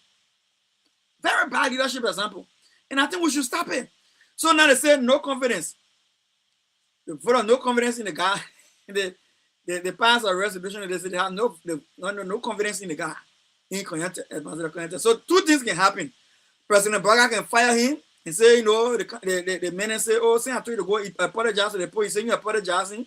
So you know what happened? You are fired or sending your resignation. Or President Burger can say, my man, I respect all that you say something, you stand by it, you are a man of integrity. If that is the case, and you know, do your job. The same way they were moving for nothing Kofa, I don't see nothing, I play better. I will play better again, I will act dumb, I will see what they're doing there. And when they get tired, they will forget about you. Has it happened before? Yeah, it happened when Ellen Johnson started before.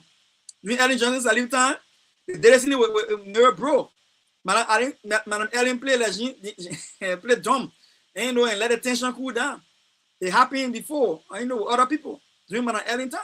So President Burger can still do the same thing. And President Burger high here, he can play high here too. He say, well, I'm not going to do anything about it. The man say what he had to say. The man entitled to opinion.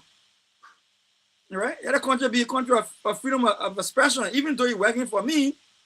But it doesn't mean that because he's working for me now, he can't hold any critical view on the administration. Well, that will not go down well with where it needs there. The guy from the GSC, no, not GSC, the guy from the from CSA.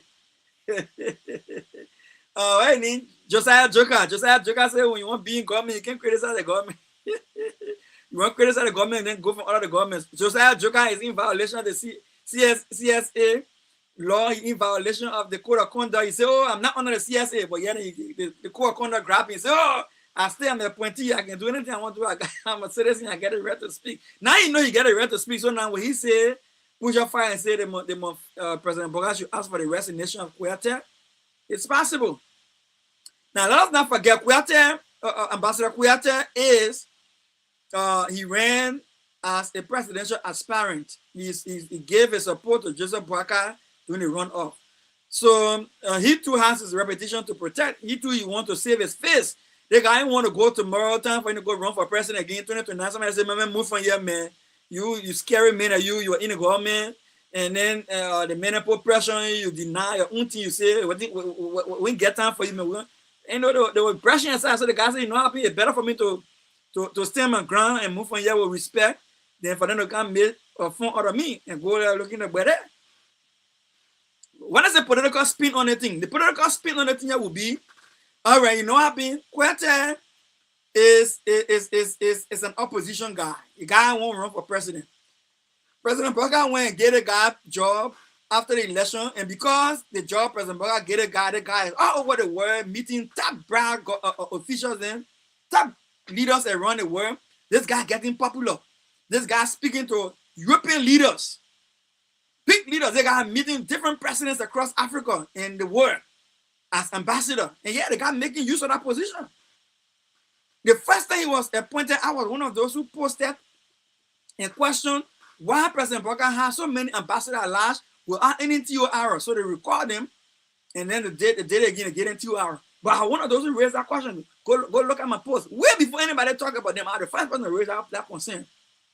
So yeah, now the guy there properly now. So he's on LinkedIn, so now I can go there and critique him. But this time around, I support Kouyaté. And I think Kouyaté should stand his ground. Now, I would say this, right? So Kouyaté, if for any reason this pushback is getting hard politically and the guys want to use this thing to to undermine your possibility of becoming a voice for any presidential campaign tomorrow, I would say to you, brother, honorably put in your resignation. Don't wait for them to fire you first. Put in your resignation.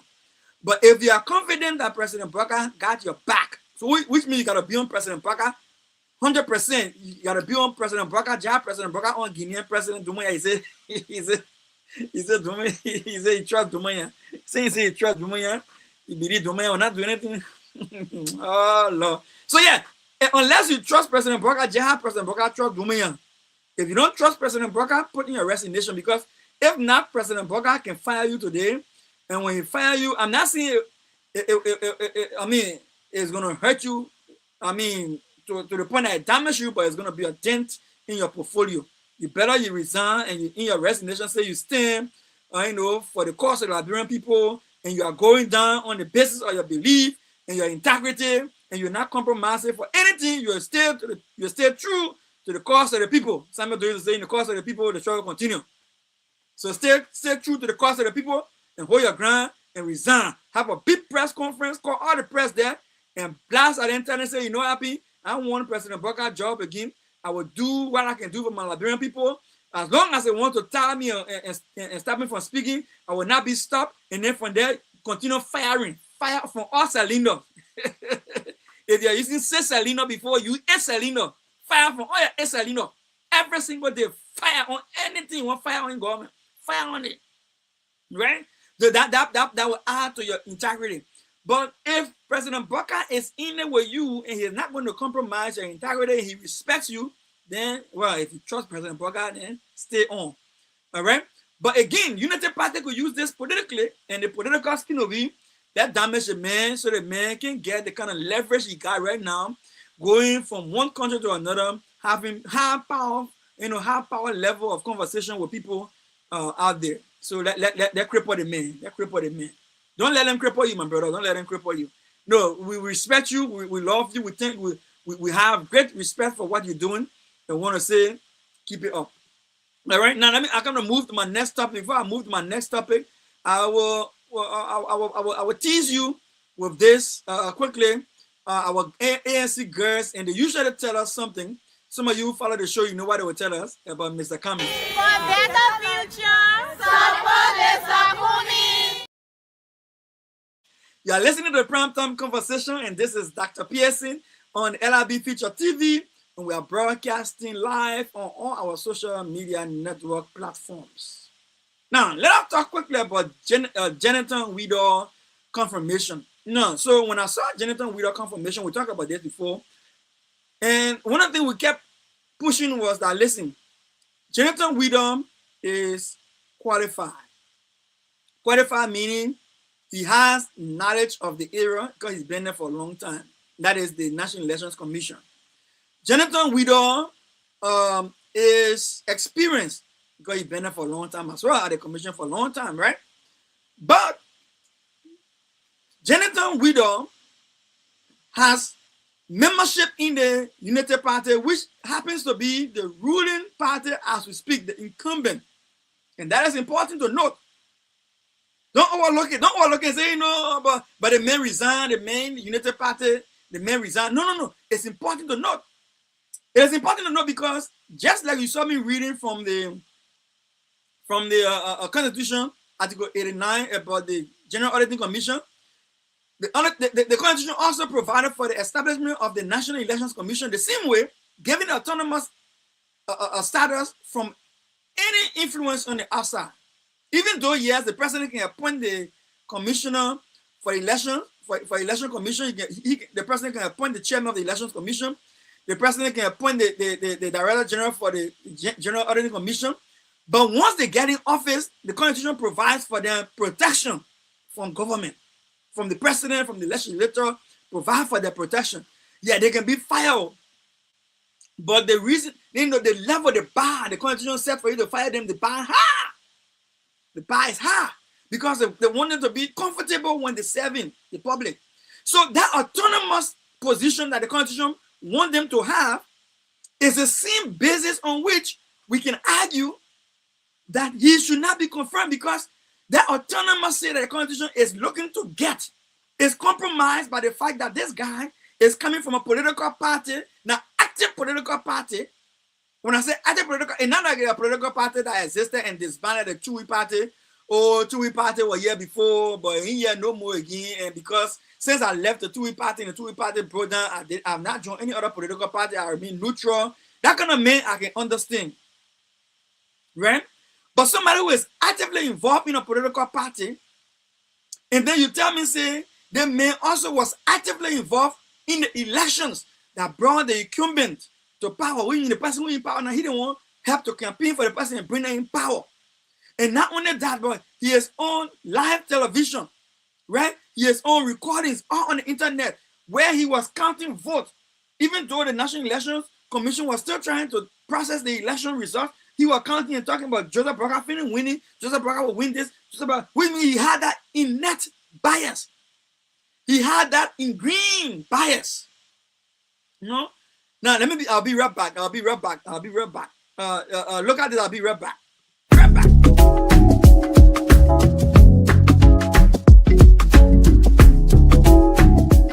Well, let me first of all say it's great to be back in Kigali after so very long. And it's wonderful to see how the country has developed over the many years since I've been here. But this Africa CEO Forum, the theme is about scaling, how Africa and Africans can work together to scale their businesses. And I think Liberia can learn two lessons. One, within the context of Liberia, we need to work together so we can scale within Liberia. And so that means working together as a people, businesses working together, government being supportive of the businesses and business environment and investing in businesses. So again, we can get scale, we can make our businesses bigger, they can have impact. The second way I think Liberia can benefit is by collaborating with other countries. So within the Mana River Union, for example, or within ECOWAS, for example, because then it expands the markets where Liberians can sell products that we produce, that we manufacture. So the concept of scaling, which is the theme of this forum, is something that can directly apply to our country. Scale within Liberia and scale across the sub-region and indeed across the continent.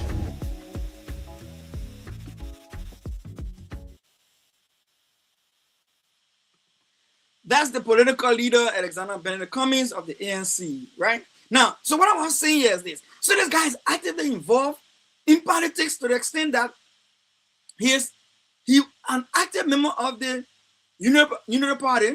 Not only that he's an active member of the Unity Party, this guy actively campaigned for the sitting president.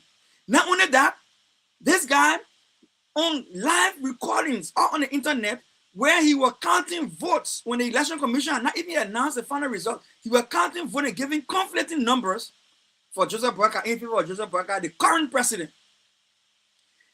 I don't care how educated he may be. I don't care how experienced he may be in electioneering.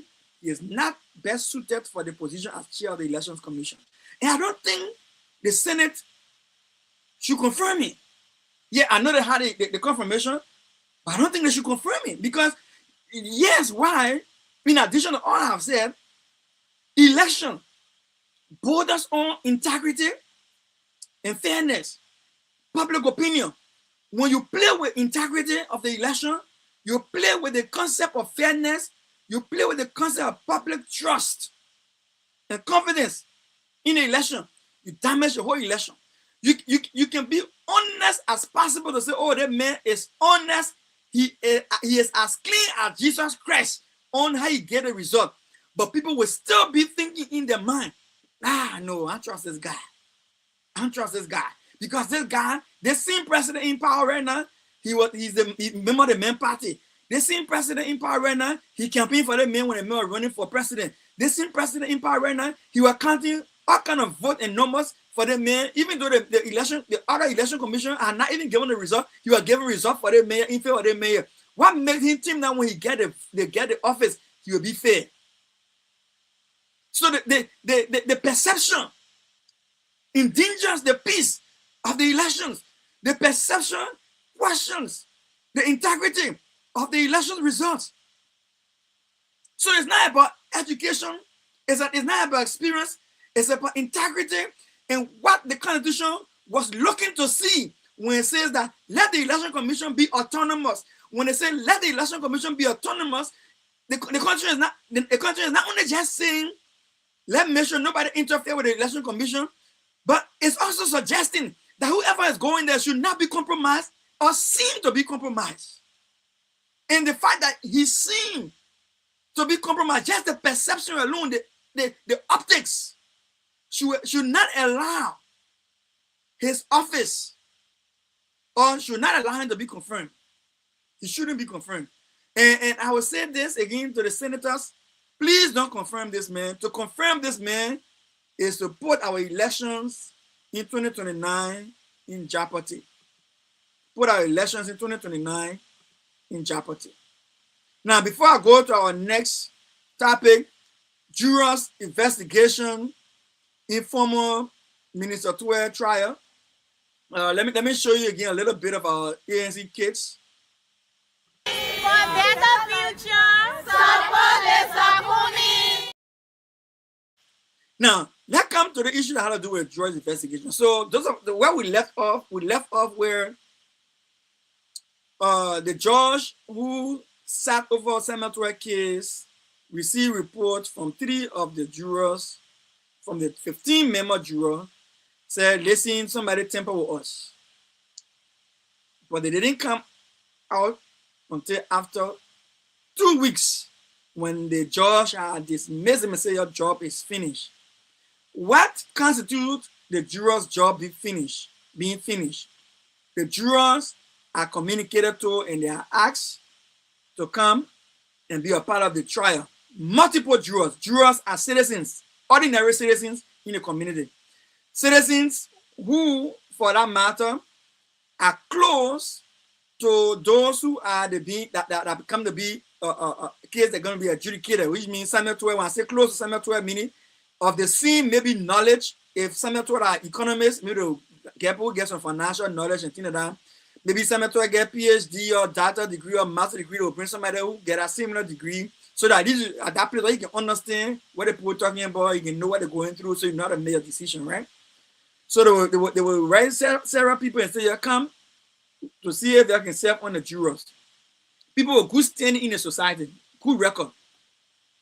The judge, the lawyers on both sides, Samuel Tuer lawyer, the government, the solicitor general, or fire on the other side, they will sit down with the judge present. They will pick from among the plenty people the judge will invite. Or you ask you some question when they set it for the question, say, Judge, I picked that other person. He said, okay, cancel. Yeah, they do that until they pick 15. Out of the 15, when the trial is happening, only 12 can sit down to hear the case when the case is going on. The other 3 that make them the 12, 15, they are standby people. Just in case somebody, the 12 maybe got sick, or God forbid somebody died, or something happened, they can continue. Then that standby 3, one person can replace the one that moved on the 12. So if 3 drop on the 12 because of sickness or other thing, then other 3 will join it to keep it at 12. At the end of the trial, the 12 that sat on the case, when the case is finally argued, and they say argue me, but the lawyer from us 2 sides come with the argument, the other person can't argue, the other person can't, oh, they man guilty. This is the reason why they man guilty. The other person can't, no, they man not guilty. This is the reason why they man not guilty. The other man say, okay, I guess I have to prove they man guilty. I get witness. The other man say, okay, I get my own witness too. They question each other witness. When they finish doing all the kind of thing, when they finish arguing, they come back, they do what they call closing statement. The other man say, okay, I close jurors rather. There's a reason why you should let my man go. The other man can say, no, there's a reason why you made a man, find a man guilty. When they finish doing all of that, the guys will go in the room, they will go argue among themselves. The 12 men, they will go and discuss among themselves. Then they come to a conclusion. When they come to a conclusion, they will come into the court. Then the judge asks them, y'all not reach your decision? They will say yes or they will say no. If they say no, the judge will say, yeah, go back again.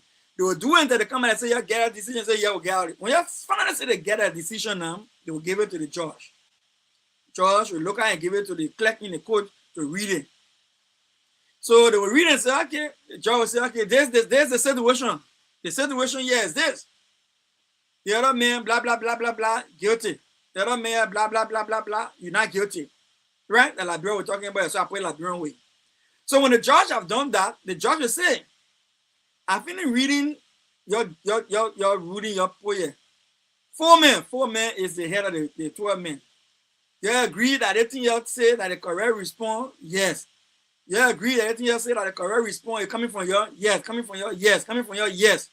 When the judge finish accepting the report and you agree, everybody hear the report, the judge says, okay, based on what we finish getting from the report, you're free. You ain't on no more, you can go home. Your job finished. So, in Samuel 12 case, and the other people with Samuel 12 is my focus because he's a me man behind.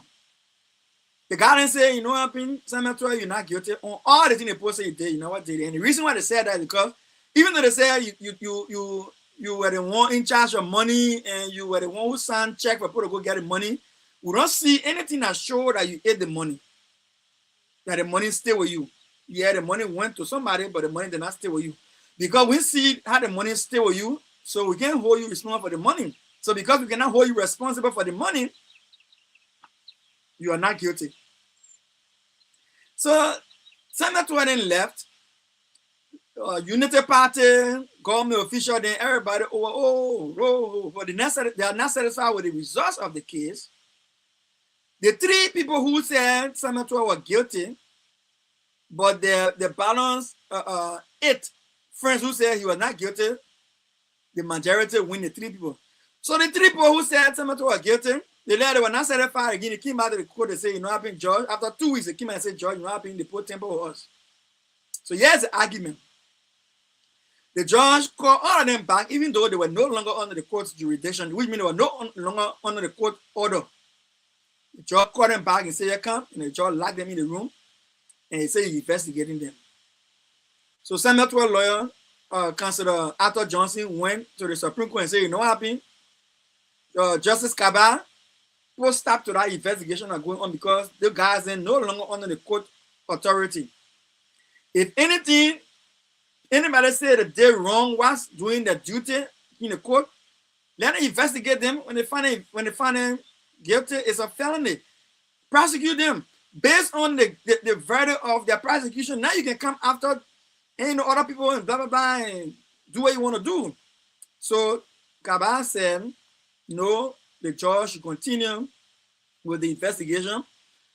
So he denied Arthur Johnson appeal of prohibition to say put a stop to the investigation. He said the investigation should go on, but this time around, it shouldn't go on in secret the way they're doing it now.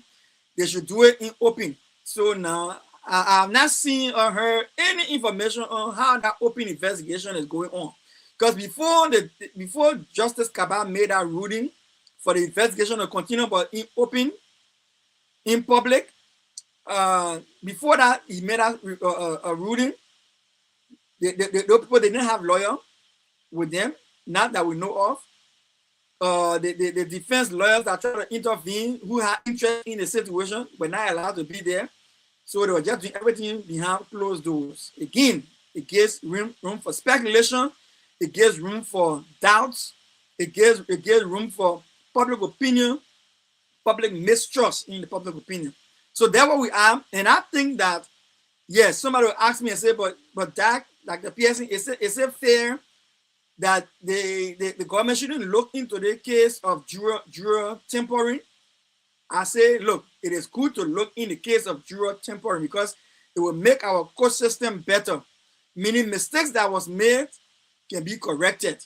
Any error that was there that happened, it can be fixed. People can be prosecuted for not obeying the rules of the court. I agree 100%. But should it be done the way that it was done or it's being done now? I say no. I'm saying those guys should be turned over to the national police who was responsible for investigation of any crime committed, criminal offense in the country. Let the national police do the investigation, submit their reports, and then from that, the court can either take seize of the matter when they are charged with court and prosecute them separately. That's a whole separate case. And then the findings from that prosecution can inform what other case that the judge is concerned about. Other than that, I don't think they are proceeding well. Because at the end of the day, let me tell you why I'm concerned about it. At the end of the day, there's something in the Constitution that says this, right? That all persons, no matter who you are innocent until you are proven guilty, no matter your crime, no matter what crime they accuse you of. Even if you saw somebody holding gun and shooting the person, bam! The Constitution said that person who shot the person, they are innocent until they are proven guilty, right? But the point that is concerning here is that the Constitution also said that that person is considered innocent until proven guilty. They are entitled to lawyers, and they are not to be interrogated outside of their lawyers, so that any information you take from them outside of their lawyer, their legal counsel, because they are not advised of their rights, those information, they are not admissible in the court of law. So when you go and deal with the jurors outside of the legal process, wherein instead of you giving it to the Liberian National Police to read them their rights, allow them to have access to lawyer, investigate them properly, and then take note of the testimonies and then charge them to court if they get reason to charge them to court, it's possible majority of what the judge will have in a back door conversation cannot be admissible in court, and the judge is supposed to know that because he's a judge. I'll skip that. Let's go to the next point. Another area that brought my attention, I want to go to, is the issue of Liberia and the issue of Liberia and the issue of with data protection. So there are a couple of things with data protection. So in other countries, in developed countries, they got certain keywords. They got keywords like data security, data sovereignty, theft of data, data seal. Those 4 words are the only 4 words I will discuss. Just to throw light on this, then I'll move on to my last topic and close the show. Data security. Data security means when you say, like for example, the National Identification Registry, NIR in Liberia, saying they're doing people, how you call it, national identification card, and they will assign you a biometric identification wherein you can use it for banking, you can use it for travel, you can use it for different things, like when you're doing your passport, elections, and other kind of things, registering for elections. They will use all of those information for those major national economic and security issues, right? Now let's leave it at that. But there's my argument. Data security is of such that people are always concerned when it comes to data security as to who should have access to a nation's and its people's data. Because so many things can be, so for example, if you say you gave me certain unique biometric identification, if somebody steal my biometric identification, there's something called what they call identity theft. The person can use my information and transact business in my name and damage my name and damage me to the extent that before I can even go to correct it, the damage is already done. The harm is already done. What are some of the harm I'm talking about? People in the great United States of America, where I'm sitting right now, other great European countries, people have had their whole bank account empty because somebody stole their identity, their biometric identity. Somebody stole it and used it against them. People have had their committed crime in their names using their identity. So when you're discussing about data, when it has to do with biometrics, it has to do with national identification, it is important for the country to know that there has to be strong data protection laws before you can make the data of the Liberian people accessible to third party. Third party means outsiders, whether a foreigner or an in-country. So where are we storing the data? Majority of the data in the developed world are stored what they call in the cloud. Some of them on data farms. Some of the data farms are kept by major companies who respect certain rules and laws that if they violate it, the big major government will come on them and they will find them and they will deal with them seriously.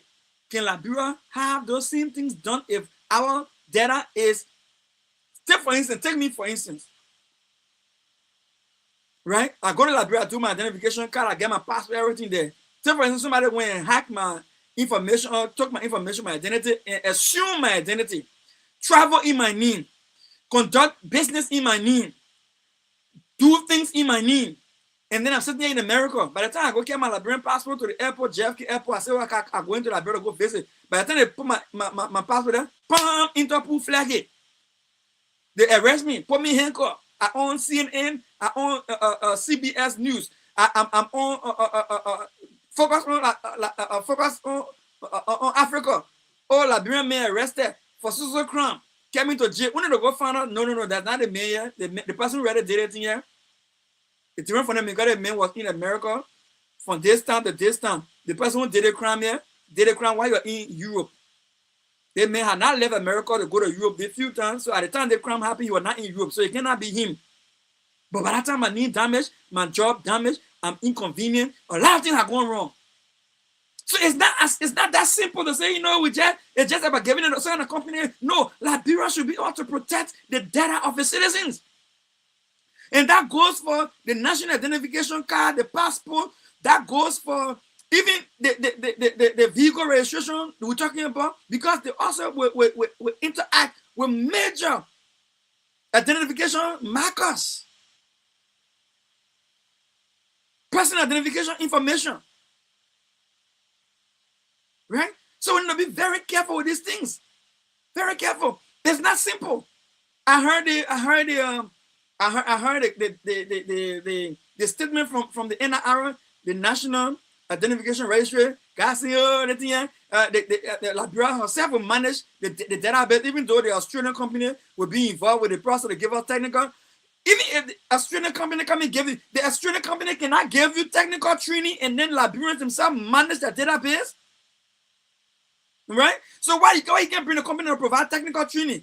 Liberia manage its own database. Why would you bring foreigners? Even if you want to contract certain major component of our national identification information, why don't you give it to a Liberian company instead? I'm not saying the Liberian company cannot do something wrong, but I prefer that to happen than for a foreigner to do that. Should wrong happen in any case? No. But there's gross negligence to just take and give it to foreigners, because the foreigners, first of all, the foreigners that you're talking about, they have foreign interests. Very strong foreign interests. Very strong foreign interests.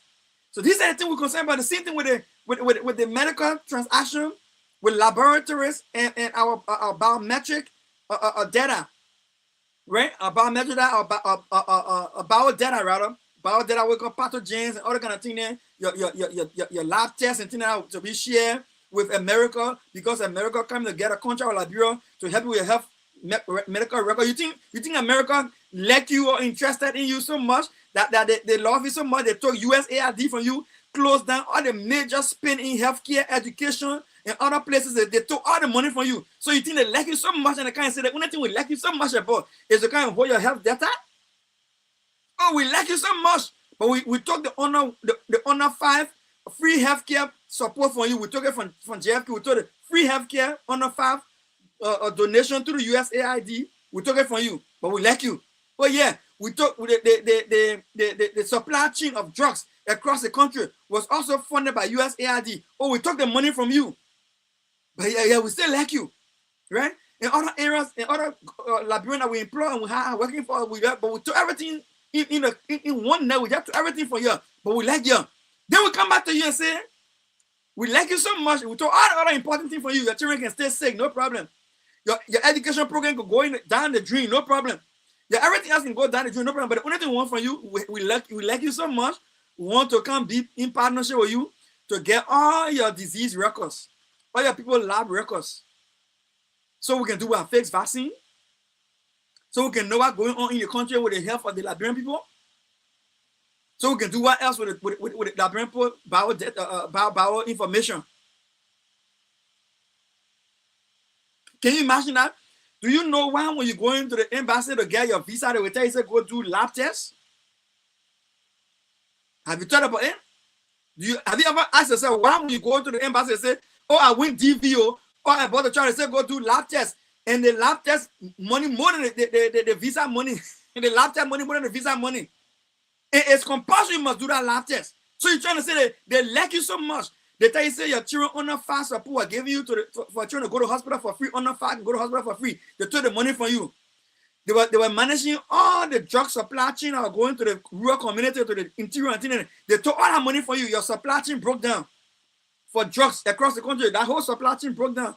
The money they put in education, they took all for you, it broke down. Then they said, we like you so much now. We like you so much. We'll come in now only to show you how much we like you. Give all your sickness information from your people. Give it to us. We won't have our eyeball on it. We want to see what kind of sickness you're getting here. We want to see how, seriously? So in other words, you're telling me, before that you will tell you, say, when you come into the embassy, bring your lab test. But this time around, they can just go in the computer and just put the national, the NIR, the guy who's doing the biometric database, or they finna get you online. You in database that foreigner got control over. You get your foreigner document for the transport ministry to foreigner again. You already got that one too also. Then you turn around and get your health data to report. You already got on. Everything about Liberian put in foreigner hands. You can do your fake lab test. You go to the American embassy. The first thing they'll tell you, say, sorry, we don't believe in the lab result. Well, you didn't tell us you get HIV and AIDS. We know that you have HIV and AIDS. Oh, but how you might not know? How you might not know? We control your health record. We control your health record. Even Joseph Barker said, well, you can't in America. He said, oh, I can't go do my medical in America. America law so strong. No hospital in America yet will take President Barker health record and give it to the American government. They will not do it. For them to take President Barker health record from here and give it to the American government or to the embassy, whatever cases, they got to go through the courts. They got to go through the court for that to happen.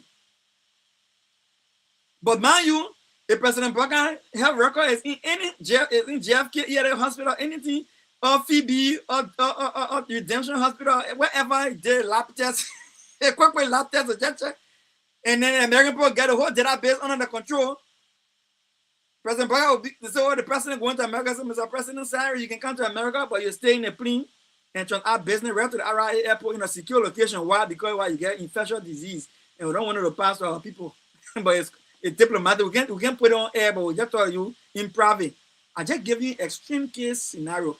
But for the ordinary people, they'll just tell you, say, sorry, we cannot give you, we cannot approve your visa. They will not tell you, say, we'll finish looking at your health record. They'll say, well, sorry, we cannot approve your visa. Because they see you got some kind of health condition that they believe is not conducive for you to be in the country. You see what they can tell you, say, go do your lab test, your test you can't do and carry it to them. They will not be looking at because they already get access to your whole information. That's why Ghana kick again, everything they kick it out. Kenya kick it out. Other Rwanda kick it out. They all kick it out. Say, no, you're asking too much. Asking too much. All right. So that makes it, I just wanted to bring that perspective in there. I'm not saying the American government will go and misuse our data, but I'm saying those are the possibilities. And I want to be on record for that. I'm not saying the American government will go and abuse our national data. No, but those are the possibilities. Those are the possibilities. And let me tell you something, when it comes to politics and national interest and national security issues and things, our country has the right to protect themselves by all means necessary. All countries got the right to protect themselves by all means necessary. If America has to violate your health data, violate your security data, violate your whatever data you get, any other country in the world will have to violate it. They will violate it because you know what I mean? Their security comes first over Liberia. And Liberia is the only one that's going to be able to protect its own security. That's why I'm talking about data sovereignty. Every nation ensures their data sovereignty. Data sovereignty means the country has control over its own data, its own information, because the information can be sold, can be abused, can be misused. So the country wants to hold it. It can be sold, abused, used. So the country wants to hold it. Strong laws, strong protection, strong safety over its citizens' data. But no, Liberia will jump all through the window for small change. Soon they tell you about small money. Blow you rather throw your country money out the window. So let's wrap this thing up. So as we try to wrap this thing up, the last point I want to bring to your attention, then we'll close here, is that, look, my people, when President Barker gave a directive and say, we'll reduce foreign travel, then at the same time we hear that they're paying $100,000 every month, $300,000 every 3 months to a multi-millionaire company in America to talk, sweet talk for them. What they call it lobby, sweet talk for them. It's disturbing. It's disturbing because there are places we can use that kind of money because, first of all, the people telling you, look, that there are no free money coming again to any country outside America. They say we get anybody free money again. Somebody will say, but it's not just about free money. So if it's not about free money, then what is it about? When you see people lobbying, there are reasons why they can lobby. Now, I would tell this to Liberian people. Lobbying is not bad, but let me tell you why people can lobby. Sometimes when people lobby, there is more when Ellen Johnson came to power, we had $3 billion debt hanging on our head. She lobbied, used lobbying firm, addition to what we did with World Bank and IMF to get that $3 million debt erased. People can do lobbying for that. So you see the payoff. People can also lobby when they want, maybe there's a policy that's already being made in Washington, D.C. in America, or law that's about to be passed that they believe will affect Liberia. Then you go and you pay somebody to go, and tough for you. So when there's a lot of countries on sanction list, then they take your name from there. Your country needs from there. If they want to do certain to certain nations, they remove your name from there. People can do those kind of things, right? So my concern here is that what is it that our government think they're doing wrong that they got to lobby? That our normal diplomatic channels cannot negotiate. Our normal diplomatic channel cannot negotiate that they got to lobby. Think about it. Because we already got embassy here, we got UN ambassador, we got Liberian ambassadors here, we got UN ambassador here. Our foreign minister can come and go anytime she wants to go. We have telephone, we can pick and call the American government official who want to get diplomatic ties open. American ambassador in Liberia. The ties are open, the doors and the diplomatic channels are open. We can interact if we want to interact with the American government. Why are we worried to the extent that we want to pay somebody $100,000 every month for 1 year?